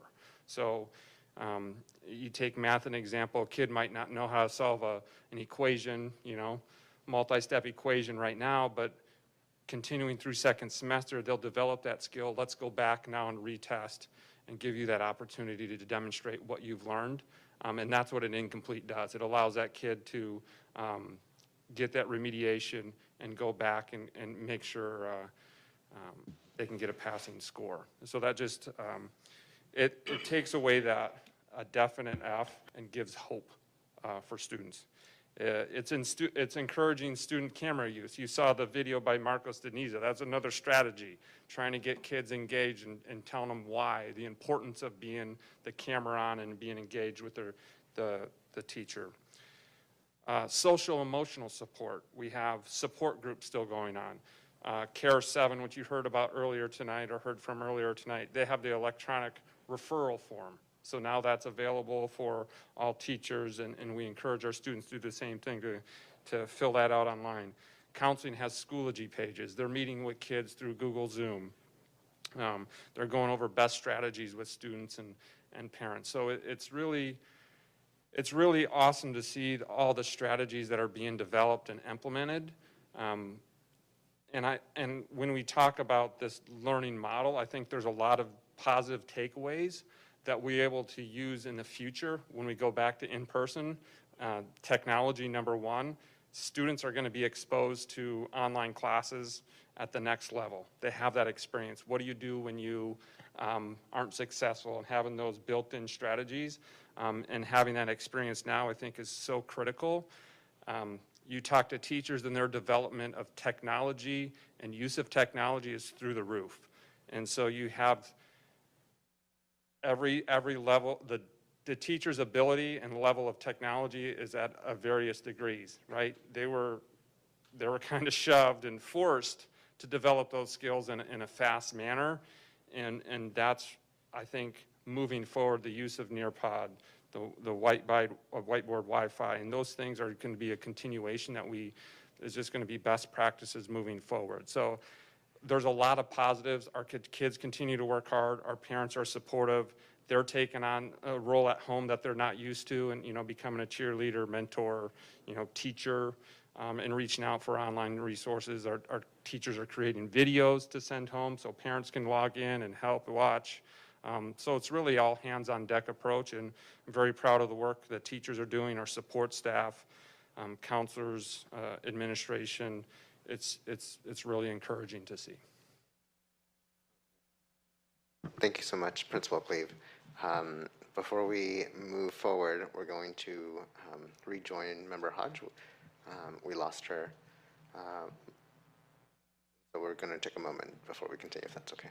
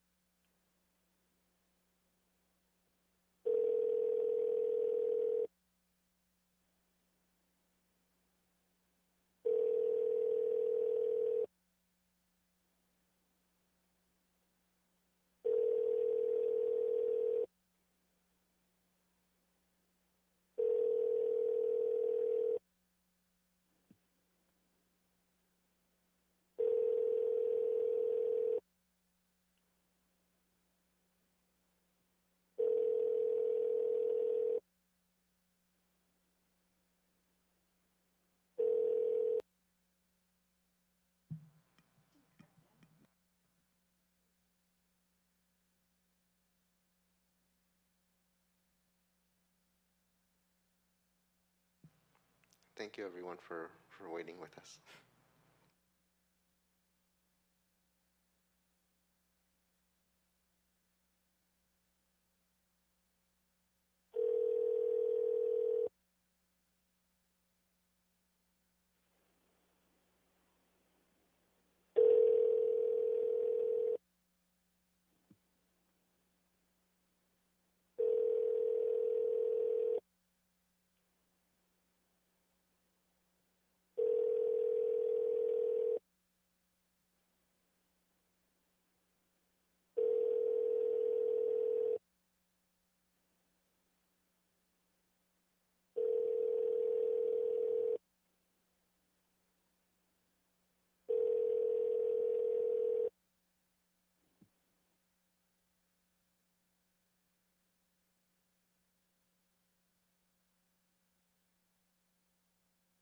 All right, we will continue while we try to connect with Ms. Hodge. Member James, do you have any questions on this item for Principal Cleve? I just have a comment. I just, hearing all of the amazing interventions that are going on, and I really appreciate the acknowledgement of how much everybody's grown with the use of technology, and I hope that we can look back on this as the silver lining of the pandemic, because it's given our teachers the time well, I don't know that we've gotten the time, but the necessity to do what we kind of always have wanted to do, I think. And so acknowledging that, and hopefully we can always look back to that and continue to use these interventions, like you said. And it's just exciting to see these changes that we're making to make sure that our kids are able to stay on track and our teachers have the tools to help that happen. So thank you for your presentation. It's wonderful. Thank you. It's definitely forced growth, I think, and it definitely benefits everybody, so. Thank you. Member Montero? Thank you, Principal Cleve, for all the information and all that you're doing. It's really great to hear everything that's going on, making sure that we're supporting our students the best that we can with, everything that's going on. I know I inquired about the spring intersession previously because I know only 2 schools participated in the winter intersession. So what did that look like for the spring intersession? That's a great question. There's at least a couple of campuses that did it. So at least 2. I don't know if, I think all schools have it planned for after the end of the semester. So it just gets various, it has to go at various interest, I guess, on students and where they're at. Absolutely. Perfect, thank you. My concern with that is always just making sure that all of our students have that same opportunity to make up, whatever they need. So thank you. Thank you so much. Vice President Barraza? Nate, it's great to see you always. I appreciate your presentation and energy all the time. Please convey to everyone, I know everyone wanted to really celebrate what they've been all working on. Thank you for filling us in with, at least a portion of it. And I love that it's all outside the box. We're utilizing any resources we can, and we're opening ourselves up to the technology, to influences, experiences teachers had with their students one-on-one. I think that's perfectly what we really need at the moment in terms of the academic intervention. I really don't have a question just yet, but I will be reaching out and just kind of get more and see how I can kind of understand more. Just more, what does it look like in terms of our time frame? We have this 4th quarter. How are we, looking at, what's the status, I guess, in terms of where we are academic intervention? No, that's a great question. That's something that's monitored weekly on each campus. So we're able to run reports on our synergy to see where kids' progress is. And so when you run those reports, when there might have been an English paper due, because now all of a sudden you see that the adjustment and maybe student success is at that level, so you can have that pinpoint accuracy in having those intervention and that conversations. So it seems like it's on track as normal. A normal school year, you'll see 4th quarter kids ramp up, and they know it's the end of the semester, so that effort really is streamlined. Being on campus and have that on in-person learning is also definitely a positive for a lot of our students that need that hands-on daily interaction. And so I think we're going to finish the year strong by looking at that. I appreciate that. Yep. That was the biggest thing I'm concerned with. I'm sorry, it was the phone call. Okay. Was more or less the aspect of, completion of the 4th quarter. And I'm just going to kick this comment out, again, just in terms of the graduation. If anyone here, if we can just think in terms of flexibility for those walking, if they're 1 credit behind, I would really appreciate if we looked at that and see if they enrolled into our summer school program. I feel like we're going to have a lot of students on that cusp, and I would very much like to see them celebrated for their hard work. And I really think that it's something that, they do it at ASU, they do it at other colleges. If you commit to that semester, that summer, they allow you to walk, but you do not get your diploma until completion. That's the law, that's our policy. But it's just, when I think about those students that are right there and they're going to end up the year, it's a psychology, social emotional wellness aspect. But other than that, honestly, I'm going to keep pushing that, but in the end, I think it's great what we're doing. I think it's going to get us back on track. And the academic intervention looks a lot like what we were talking about in terms of standards-based grading, which to me, if that's kind of where it looks and we're looking at proficiency, it sounds great because there's a lot of flexibility. I love the aspect of proficiency. So if we can maybe have a conversation about standards-based and where we left off. And before the pandemic, I appreciate that. Thank you. Dr. Mendenville is very excited about that. Thank you, Vice President Barraza. I wholeheartedly agree. I think it's very, very important. All right, I believe we reconnected Member Hodge. Member Hodge, are you with us? All right, I will go and then we'll see if she was able to connect. First of all, thank you so much, Principal Cleve. I know from personal experience how engaged and really involved you are in the success of our students. Obviously, because my brother was a student at Corona. But I'm very... Your call has been forwarded to an automated voice messaging system. Very encouraged to hear all the different facets of academic interventions that we are really implementing and executing across the district, because it really addresses to the core that all of our students are different and learn in different ways, and to retain that information and apply it, I think all these interventions will truly end up being beneficial, and I'm looking forward to seeing our students thrive and continue to grow. So thank you so much for your work and for your presentation tonight. Welcome. And I just want to, the best part of it is sharing of best practices across campus, and we meet routinely.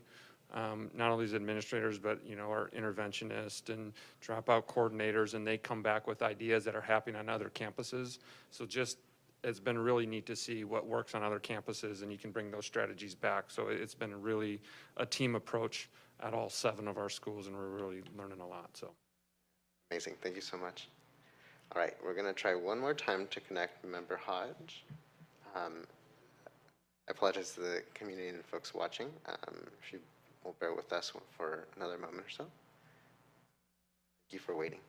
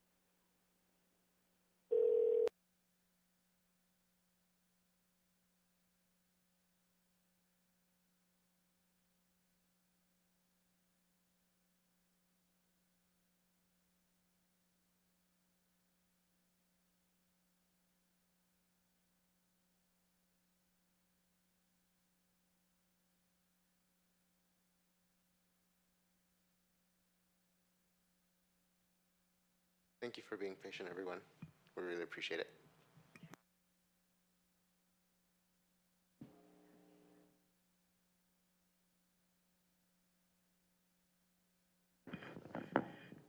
All right, welcome back, Member Hodge.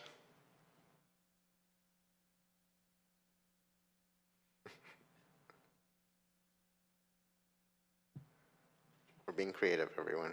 Trying every avenue. Bernadette, can you hear us? No, not really. I can't hear anything. We can hear you. Can you? Okay. Well, thank you. Sean will let me know when I can talk. Go ahead, you're on right now, Bernadette. Okay. Am I supposed to say something? No. Okay. We are at the academic intervention update, and we are now, I don't believe she has any questions, so we'll move forward to peer tutoring. So thank you so much, Principal Cleve. I appreciate it. thank you. Dr. Mendenville? Thank you again, Principal Cleve. I know how the 7 of you work so well together and collaborating and sharing ideas and thoughts, and that's what makes it work. So thank you so much. Well, this evening with us, we're excited to have Peer Tutoring Club. First time we're presenting on this, and I'm thrilled to introduce from Desert Vista, Dr. Brian Johnson.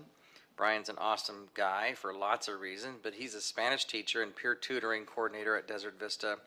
And student, please forgive me if I mispronounce this, Ria Rungta, right, is the president of the Peer-to-Peer Tutoring Club at Desert Vista. And Dr. Johnson has been working with the DV students, teachers, leadership teams, and community for the past 10 years in building a successful peer tutoring program at Desert Vista. I remember when you started this 10 years ago, and so it was a wonderful opportunity for our students then, and you've just been a pivotal piece along with our student leaders to help make this successful. They have been able to reach an average of 2,000 students every year. And even throughout the pandemic, they adjusted to our environment and continued to offer virtual peer tutoring services for students. You'll see a little bit of that in the presentation. I would also like to thank them for opening their arms to all students in the district and offering up their tutoring services. They should be commended for their dedication to providing help and support to their DV peers and their sister schools. So thank you, Dr. Johnson and Ria, for being here. Thank you, Dr. Mendeville. I will say, I wanted to start by saying that I'm very, very fortunate to be a part of this district. As I was sitting over there, and the dedication that you have for the students, the dedication you have for the schools, it's just very inspiring. And I've been here for 15 years. I don't plan on going anywhere anytime soon. So You better not. Thank you so very much. This is the district. I'm here to tell you. Well, President Garcia, Vice President Barraza, Dr. Mendeville, and the governing board, and also the executive team, we are very excited to be here. So thank you very much for this opportunity. We'd like to share with you a little bit about our peer tutoring program and Desert Vista Peer Tutoring. Before I give you a little history, I would be remiss if I didn't express gratitude to the following individuals that you see up there. To my former principals, the late Dr. Joe McDonald, Dr. Anna Battle, Dr. Christine Barella, and my current principal, Mr. Mike Degnan. I truly believe that Desert Vista is standing on the shoulders of giants. And there would be no peer tutoring program if it wasn't for these individuals.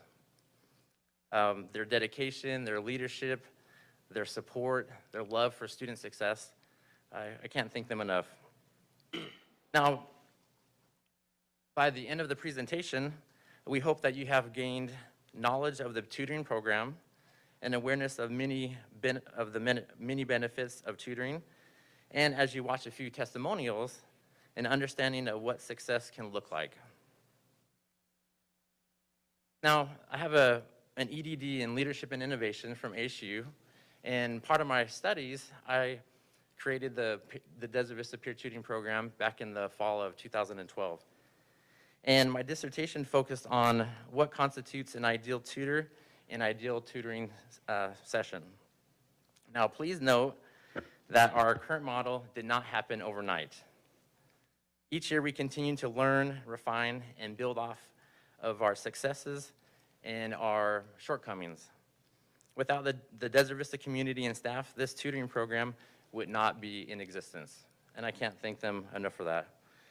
Now, this right here is my favorite slide of the whole presentation. These are the stars of the program. This picture is of last year's club, and this year we have 70 amazing tutors. They are so caring, kind, dedicated.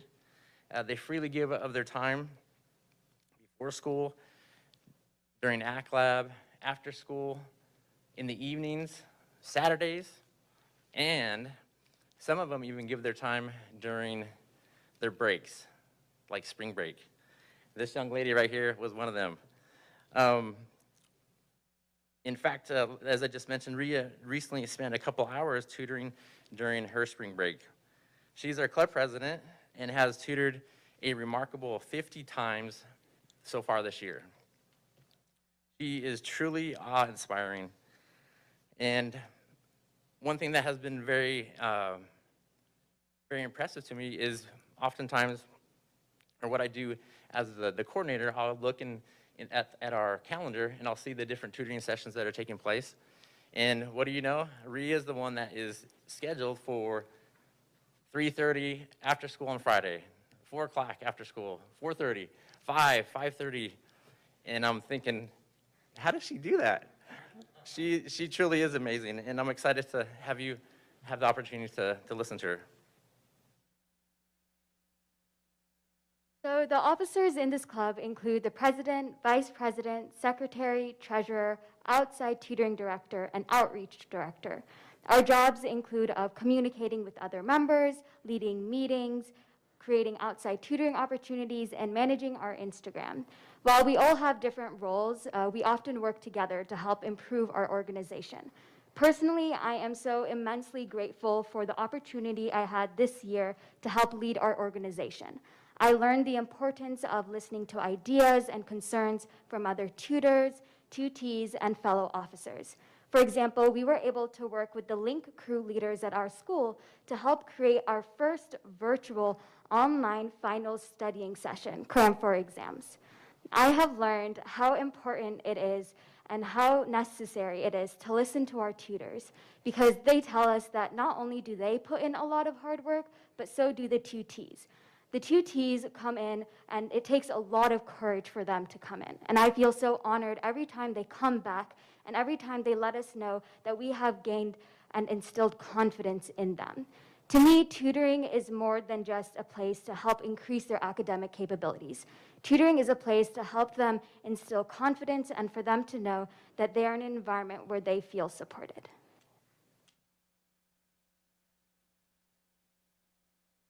You can see why I said she's so amazing. I wanted to clap after that. Hey, thank you, Rhea.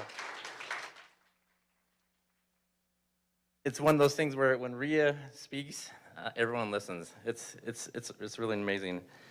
Now, the club really is the backbone of this program. It's the key to sustainability. I have no doubt about that. Now, I'd be remiss if I didn't mention and put a picture of the following individual who was a former president of our club. See if you can recognize who that individual is. All right, Member Montero. Of our 2018-2019 club president, and Member Montero, he was, when he speaks, everyone listens as well. So these two are pretty amazing. I will tell you, I spoke a little bit about earlier about standing on the shoulders of giants, and Member Montero was one of those giants. I can't thank him enough for his leadership, and he was instrumental in helping our program to get to where it is today. Now, a few more pictures for you. We have pre-COVID and post-COVID. So the top two show in-person tutoring before and after school, and also you see the other one, which is the during ACT Lab. So our academic interventionists, Paula Comir, and the counseling department would oversee 80 tutor-tutee pairings in the library. The bottom picture shows, you see Rhea again, the bottom picture shows what tutoring currently looks like. Tutoring virtually has allowed us to reach the unreachable. Tutoring this way removes the barriers of time and space. We've realized the value of virtual tutoring, especially for those students who work, those who take the bus, those who participate in extracurricular activities. And I believe that the ideal scenario is to have in-person and virtual tutoring. And it's been really neat how having a pandemic would be the genesis of this virtual tutoring. So it's definitely a positive thing.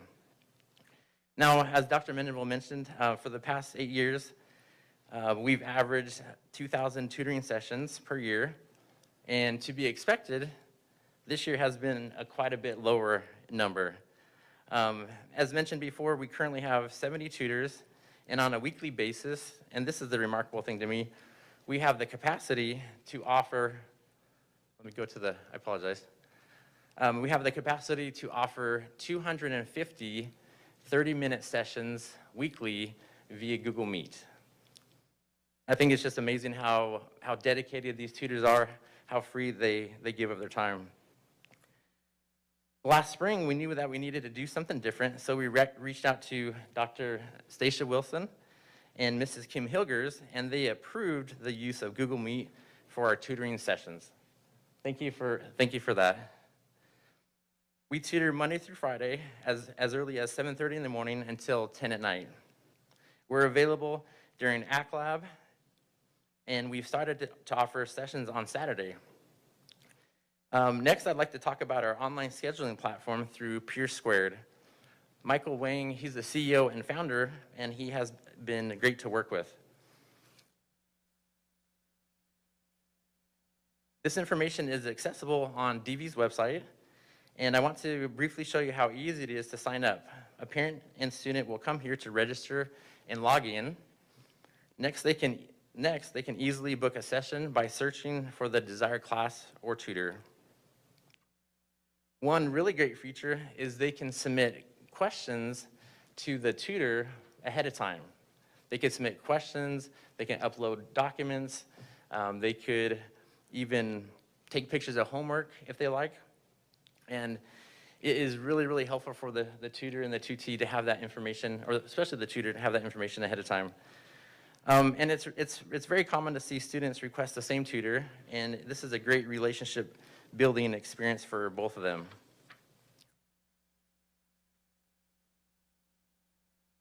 So early in the school year, Ms. Stacy White and the district academic interventionist met to try to figure out ways to support students in this virtual environment. The conversation led to the importance of providing equitable, and I've heard that term a couple times tonight, equitable opportunities to support all students. And peer tutoring came up as a viable option. After Ms. White told me about this, I decided to reach out to other schools, or these schools that you see listed here. I was happy to learn that some already had programs. I'm currently working with academic interventionists, and they're amazing, by the way. And I'm excited to report that all of their students now have access to online tutoring. In fact, combined, we have 100 tutors and are currently offering 350 sessions per week. Now, in my mind, the ideal scenario would be that each school has a peer tutoring club, offers in-person tutoring before and after school and during ACT Lab, or the equivalent. It would be that all tutors are combined to offer online tutoring to all students. This would be a wonderful, equitable opportunity. And when the time is right, tutoring services could be offered to our feeder schools as well. When one teaches to learn, I really like that. In addition to academic achievement, peer tutoring promotes social, emotional well-being for the tutor and the tutee. These are just a few of a long list of benefits that students build in a tutor-tutee relationship. They establish positive relationships, gain self-confidence, learn to cope with stress, have a sense of belonging. And one tutor shared with me recently, and I was taken back by this. She told me that tutoring gave her purpose in life. And those are the benefits, and there's many, many more benefits to that, but it truly is a remarkable thing. I see it on a daily basis. It's really neat to see what is taking place, and I'm excited to share with you a few testimonials of this success. So we're now going to watch some testimonials of a recent success story that started with a parent reaching out to a counselor. Now, this scenario can work with academic interventionists, dropout coordinators, deans, teachers, etc. And for me, this is I guess a little more personal. This student is one of my students, and she's remarkable. I really enjoy having her in class, and I've seen firsthand that tutoring has helped her and benefited her life. So we'll do the first video.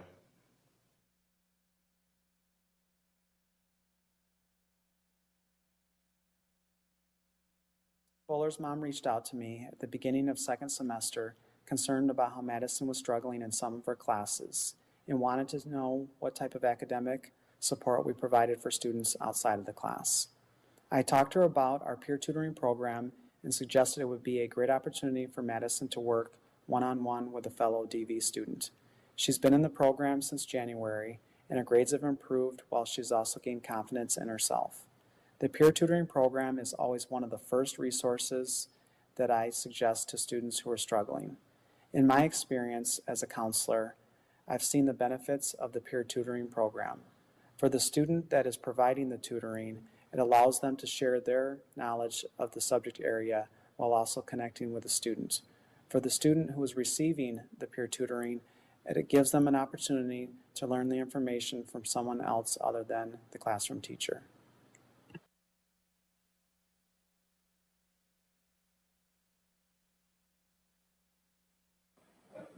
Hello, my name is Rebecca Callan. I'm a sophomore at Desert Vista High School, and this is my first year tutoring. I've been tutoring the 10th grade named Madison Beeler in Spanish. So far, we have had 3 sessions. Each session has gone great.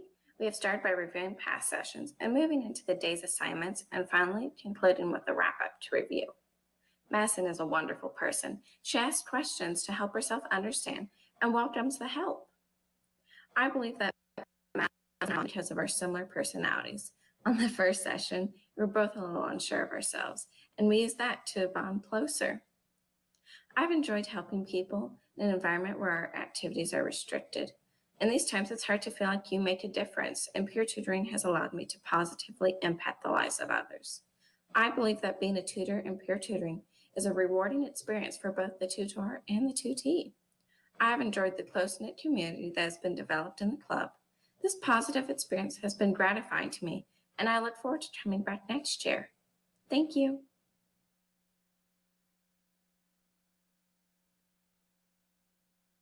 Hi, my name is Madison. I'm new to Desert Vista. I just wanted to say that when Dr. Johnson had mentioned to me about the peer tutoring, I was nervous, but when I started, the tutors are amazing and I love them. I love the program because the tutors are the same age as me and they explain the lesson better than the teachers do, and it's just so much easier to learn, and thank you.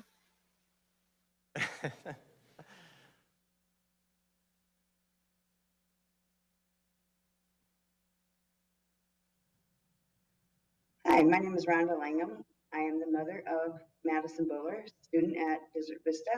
I wanted to talk to you for a minute about the peer tutoring program here at Desert Vista. It's an awesome program.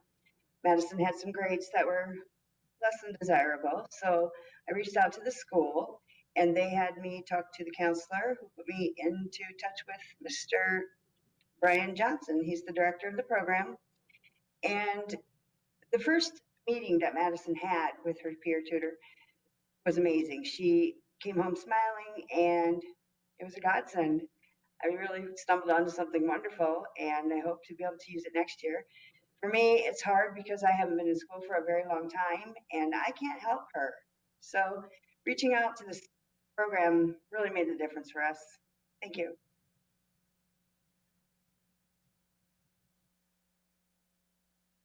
So these testimonials are just a small taste of what happens every single day during peer tutoring. You know, tutees come in shy, often embarrassed, and unsure of how we can help. But they leave after one or many sessions as changed individuals because they have confidence in themselves. And this is only because of the relationship that forms between the tutor and the tutee. They have a symbiotic relationship where each knows that the other is there for them, not only for their academic needs, but also for their emotional ones. Peer tutoring is really a safe space for many students on campus.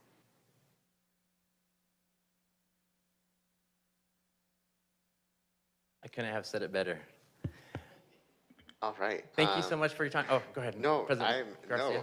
thank you. I'm blown away by this program, the work and investment you have made, and Ria, that you continue to encourage and inspire us. He's absolutely right when he said we all stopped to listen to you. And Yeah. I felt like I was on the edge of my seat, just waiting for for you to share more with us. So I know I'm taking up time. I'm sorry. I'm very excited to learn more and to see this grow across the district because you all have done phenomenal work. And then also, I would love to read your dissertation because I'm very inspired and impressed. And also, I wanted to thank Member Montero for requesting this item and specifically pulling it so it's its own standalone, so we're able to talk about it and recognize it as it should be. So thank you. We will go with questions. Member James, questions or comments? I'll echo what you said, President Garcia. This is an incredible program, and I'm really grateful that we're bringing light to it, and I look forward to seeing how you continue to integrate that online aspect. It sounds like that's been a really exciting thing for your program, and it opens up so many opportunities to our district. So looking at the success that you've had and what you've been able to do with other schools, I just look forward to seeing it grow and continue, and like you said, evolve, as it has. So thank you. Member Hodge sends a message to thank you for your work and for your program. Very, very, very proud. Member Montero? Dr. Johnson and Ray, it's good to see you. Thank you for your presentation. I think having been a part of the program for 3 years, I was able to really see the positive impact that this has for both tutors and tutees, and seeing the growth in those 3 years has been amazing. Just some of my best memories from the club was being able to bring those connections with some of the students. Their first time coming in, they're a little hesitant. They're behind in a lot of their schoolwork, and they're not. They're struggling. And to see their growth in several students that I remember that come in for several sessions, and their grades are going up. Their relationships with their teachers are improving. They're getting involved on campus. I think just that connection really does have such a great impact for our students. And I know, when I heard that you were the expansion of it and working with the different schools across the district, I told Dr. Mendel that hopefully we could get you in here to make sure that we bring light to all that you've done, and to hopefully see this expand more, because I think this really can have such a good impact for our entire district and for every student in the district. I think you said it perfectly when there's just, it's not just academically, but social, emotionally. There's so many different positive impacts for this program. So I can't thank you enough for all that you're doing for our students, and I can't wait to see what happens next with the program. Thank you. Thank you, Member Montero. Vice President Barraza. Wonderful presentation, first off. I love the idea of peer tutoring. I think it's the essential component that really kind of connects students with each other. We even heard one student say they get a better explanation from their peer than their teachers. And what I think ultimately what they're trying to say is there's that connection point that's almost instantaneous that they can open up, or at least they feel with the peer, that there isn't so many, maybe insecurities that come with that. And I think that's very important when we're talking about academics, is them opening up. I think it's a great program. I think we need to grow it. I think it needs to go on other campuses. So maybe when you guys, or shoot Dr. Mendeville some ideas from both the staff portion and the student portion especially, I'd love to hear from all the students and what you guys would like to see in terms of the growth. Brian, this is great. This is incredible. I appreciate your energy and all the time you put into these students to make sure that this continually runs. And to please thank all the students for all of their hard work. The numbers of the amount of tutoring hours, the number of individual tutors, it's incredible. So I see this growing. I see this becoming something bigger. So I'd love to hear from you guys down the road, continue to talk to Dr. Mendeville in the district on what that may look like. Again, for me, I was in firefighting, and the whole aspect of training was learn from above and teach below. So it was all peer-based, and I really think there's something to that. So thank you all for that hard work, and please continue to advocate for its growth. I think there's something there, and we just got to make sure that that always stays at the forefront. Thank you. Oh, thank you. Yes, Dr. Mendenville. I also want to thank Dr. Johnson, a wonderful man, and Rhea. Oh my gosh, yes, I want to be tutored by you. You know, but if this is the level of commitment and dedication and sincerity and intellect and all of that has benefited our students benefit from that, I am all over that. I want you to go to the page where you had all the schools listed. Can you do that real quick? Oh, sure. Because there's our goal. Okay. There's our goal. When I saw that, I'm like, I almost came out of my seat because this is perfect. And you know what? This fits perfectly in to yet another level of purposeful, deliberate support for our students. Our MTSS work this fall, this has to be a district program, part of our culture as a district. And so that's how I see this. Wonderful, you guys. I couldn't be more proud. And I'm sure that all of our students are benefiting, but when they develop and build their own, using their own tutors, and still possibly some of our DV sister districts tutors, that it's just going to benefit more kids. But there's so many peripheral benefits to this. To your point, Board Member Montero, this will be a district part of our culture. So love it. You have my support. You know that. Thank you so much. Mm-hmm. Yeah, I echo what everyone else has said. I'm very, very excited. Rhea, I'm excited to see what you do next. Very, very proud of you and the work that you do. I also wanted to give a quick thanks to the folks that gave testimonials: Rory Ruelas, Rebecca Callan, Madison Buller. I apologize if I did not get that right. And Ronald Lingham. So thank you all for taking time out of your day and providing us testimony. And I also enjoyed the photo of Member Montero. That was my favorite. But again, cannot express gratitude and just so proud. So thank you so much. Well, thank you so much for having us. We sure appreciate it. Sorry.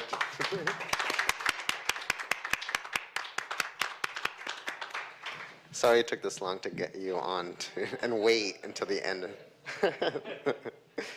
All right, next is a financial report through March 17th. Board members, do you have any questions? Hearing none and seeing none. All right, we will continue on with communications from board members. J1, we will start off with member James. Thank you. Have a good night.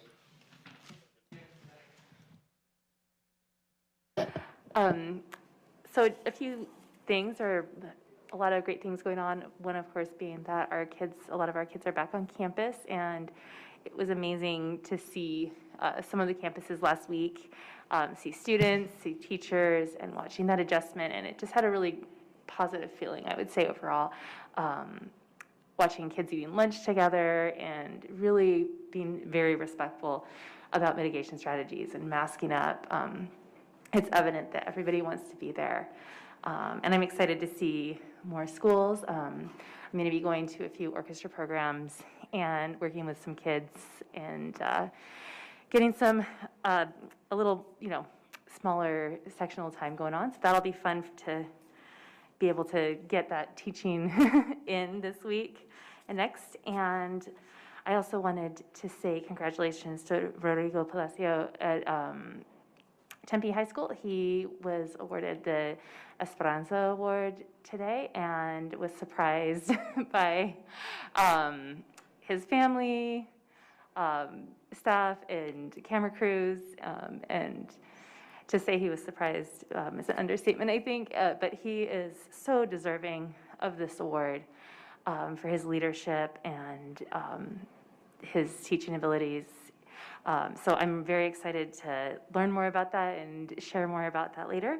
I also want to say congratulations. We had 2 students at Desert Vista who received the Best in Class at the Solo and Ensemble, Arizona State Solo and Ensemble Sean Ellis on violin, and Mia Silva on cello, both from Desert Vista. 40 students were awarded Best in Class out of 342 participants. And I know Mia was one of only 2 cellists that were awarded that, so congratulations to both of them. And thank you to the teachers and the parents also, because that takes a lot of support. So, yeah, I think, again, just really excited to see all the great things happening in our district. Great. Thank you so much, Member James. Member Montero? Thank you, Mr. President. Yeah, I first want to start by just saying how glad I am to have our students back on campus, for those that decided to come back. I had the opportunity to go back on the 15th on our first day back with Dr. Mendeville, Dr. Wilson, and partially with President Garcia to visit some of our schools, to see the classrooms, and it's really great to see all the different ways that our teachers are engaging the students, both still in the virtual setting as well as the in-person setting, and the creativity that our teachers have brought to this and really rose to the challenge. And just seeing, the energy in our students and our staff, it was so great to see. It really warmed my heart. As well as I wanted to thank all the community members that wrote all of the positive messages to welcome our students and our staff back. It was really good to see. And I got to experience Dr. Mendeville's questionable driving. Just kidding. I had to add it in there. I also had the chance to go to the basketball state championship game for Mountain Point. I know it didn't end up like we wanted to, but I still wanted to say congratulations to the coaching staff and all of the players for making it that far. I know it was a nail biter, but congratulations for making it that far, and I know we will be seeing you there in the future. I also wanted to say congratulations to all of the finalists for the Tempe Diablos Excellence in Education Awards. And then I also wanted, I know Board Member James also said it, but to congratulate Rodrigo Palacios, and that's all I have. Great. Thank you so much, Member Montero. I believe Member Hodge also has communications to share. I also want to acknowledge, before she says this, that she also attended the Mountain Point game, so I apologize publicly, Board Member Hodge, for that. What did Dr. Mendeville say? Go ahead, it's your turn. Hello? Go ahead, you could speak. Okay. Well, I always start off with a quote of the day, and it's just, this is the end of Women's Month, so it's, you may not always have comfort in life. You will always be able to solve, you may not always be able to solve the world's problems at once, but you do not underestimate the importance you have in history, as it's shown that courage is contagious and hope can take on a life of its own, and that's by Michelle Obama. I don't know what Dr. Mendeville said. I heard something about apologizing, yes, because he did forget that I was at the basketball game and did enjoy watching Mountain Point play. It was a nail breaker. I am proud of all of our teams that went to the playoffs on every sports and every level. Congratulations to everyone. I also was at Tempe Leadership on March 19th. I got a chance to speak with 3 other board members from 3 other schools. It was Monica Trejo at Tempe Elementary and President Kevin Walsh at Kyrene. So they asked us to speak at Tempe Leadership about our schools. Also, I did the Threads program at Marcos Denisa with our former board member and my friend Sandy Lowe. We did it over 2 weeks ago. It was a phenomenal project. We actually we made boxes and we gave it out to compadre students, some to Marcos, and 3 of the middle schools in Tempe L. I also had a chance to do the welcome back with some of the parents at a couple of our high schools. I was at Tempe High School and McClintock, and I went to compadre later on and said welcome back after work was all done. I just want to tell every woman in the district, happy Women's Day, all teacher staff, everyone. It's been a phenomenal month. welcome back. I did get a chance to start saying welcome back. I visited a couple of schools. I'm going to visit all the rest of them. I fell ill, so I didn't get a chance to visit all 7, but by Friday, I will visit all of the 7 schools saying welcome back.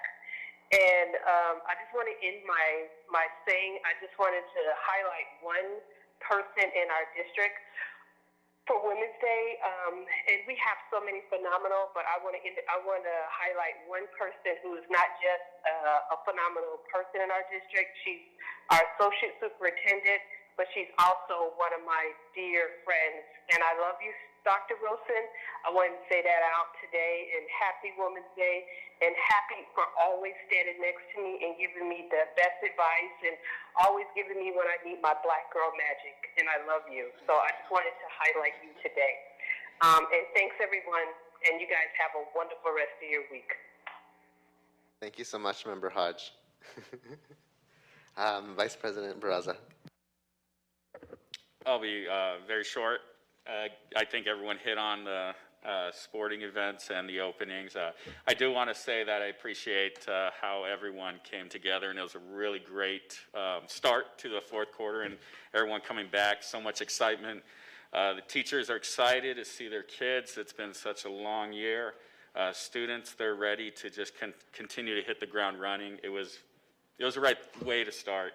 Other than that, I just wanted to say thank you to Stephanie Freemer for her time. I met with her. She sat down with me. She's the director of CTE programs, and I really appreciate her time. I had an incredible conversation. I hope it's one of just many conversations I have with her and Dr. Mendeville. Same with Diane Millmans. Thank you so much, in our finance. I appreciate your time. And again, we had such a good conversation. We ran way over, and it was hard for me to leave. So I hope we can continue to talk. I'll be reaching out to you. I love your ideas, and I love the way that you view the district. It's incredible. So thank you so much. Dr. Mendeville, thank you, for everything you do, and especially for taking the attention to, or time for the attention to not only as board members, every district member, every school, every student, trying to make time for everyone. I know your plate is full, but you always work very hard to make sure that you can have those conversations from the students to staff to district and community members. I know it's not easy to schedule those in, especially when you're running around and there's very much big priorities. So thank you for always making that time. That's very important to all of us that you've sat down with. Other than that, Warren, thank you for being here tonight always and having a long day. Please tell Shayla McKenzie, she is a student that was here tonight, and I'm not sure if she spent the day with you the whole day, but she's a go-getter. She's very sharp, and thank you, Warren, for always mentoring, our students and taking them under her wing.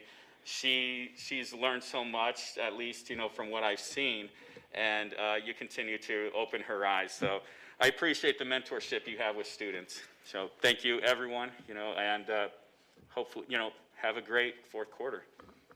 Great. Thank you so much, Vice President Raza. All right, I will try to be quick because I know I'm the last person between you and going home. So congratulations to all our Tempe Diablo finalists. I'm super excited to see you all and being honored in the work that you do. So looking forward to that. Congratulations. Also congratulations to Mr. Rodrigo Palacios for being picked by the Chicanos por la Causa Esperanza Teachers Award. I think it speaks volumes about Mr. Palacios' leadership and dedication to our students. So congratulations. Y'all should be seeing him on the news because I believe they did bits on it today. Congrats to Mountain Point, our basketball team. I could not be there, but I was texting with Dr. Mendeville and freaking out over how tight the score was. So that was very stressful for me not seeing it, but knowing understanding what was going on. So, but still very, very proud, and congratulations, Mountain Point. I know y'all will continue fighting for that state championship. I also want to recognize our parents, families, and community members and volunteers that came and welcomed everyone back with such a positive message. I think that was very helpful and appreciated by everyone across the district. And a special thanks to Amanda Steele for organizing the effort. It really shows the dedication to our students, our staff, and our district and the community at large. So thank you. Also recognizing DECA with Corona, DV, and McClintock for their state CDC achievements. I remember being part of state CDC and going on to the International Career and Development Conference, which is your national/international competition. And I got to join Mountain Point, Corona, and Marcos 2 years ago to help prepare them for ICDC. And that was such a amazing experience for me because I got to see them all in action and represent our district so well. So congratulations to all of you who placed at state and all are moving on to ICDC. And I also want to recognize Warren and Sheila McKenzie. There's just so much that you all do to make this happen. And I've seen from the last year how this infrastructure has evolved to truly support us and really safeguarding the public's access to the meeting. So thank you so much. I really, really appreciate it. And then I also want to recognize Steve Adams for joining us today on behalf of TSCA. So thank you for being here. And that is all I have, everyone. Mr. President? Yes. One last, I would be very upset myself if I didn't recognize the gifts and donations Oh, of yes, our yes, community. yes. That is yes. And I want everyone to know it's not about the dollar amount because you'll learn that there are very big stories surrounding every dollar amount and the efforts of our community. And I just would like to thank, the Tempe Union High School Education Foundation for their $1,000 contribution to Mountain Point. The Arizona Basketball Coaches Association incorporated to Mountain Point for $300. Marcos Nisa from the Marcos Nisa choir, dance, and drama parents and friends. Really appreciate the donation, $200. Desert Vista, Tricia Davidson, thank you so much for a $16 donation. $10 donation to Marcos Denisa from an anonymous donor, and a $5 donation to Corona del Sol from Brett Nunn. And Desert Vista Girls Volleyball Boosters to Desert Vista High School. 2 sets of practice jerseys estimated at $2,004. It shows how much these things cost. And so every dollar is very important. More important is the support from our community and the associations. Thank you all. So thank you for allowing me, Mr. President, to be able to fit that in because I do feel that it's an important aspect of our meetings. Absolutely. Thank you so much, Vice President Barraza. All right, Dr. Mendeville, any updates? All right, hearing none and seeing none, I will adjourn this meeting. But before we do, our next regular meeting is April 7th, 2021. May I have a motion to adjourn? I move to adjourn. May I have a second? I second. Thank you so much. All those in favor say aye. Aye. Aye. All those opposed? All right, ayes have it. Meeting adjourned. Thank you, everyone. Have a good night.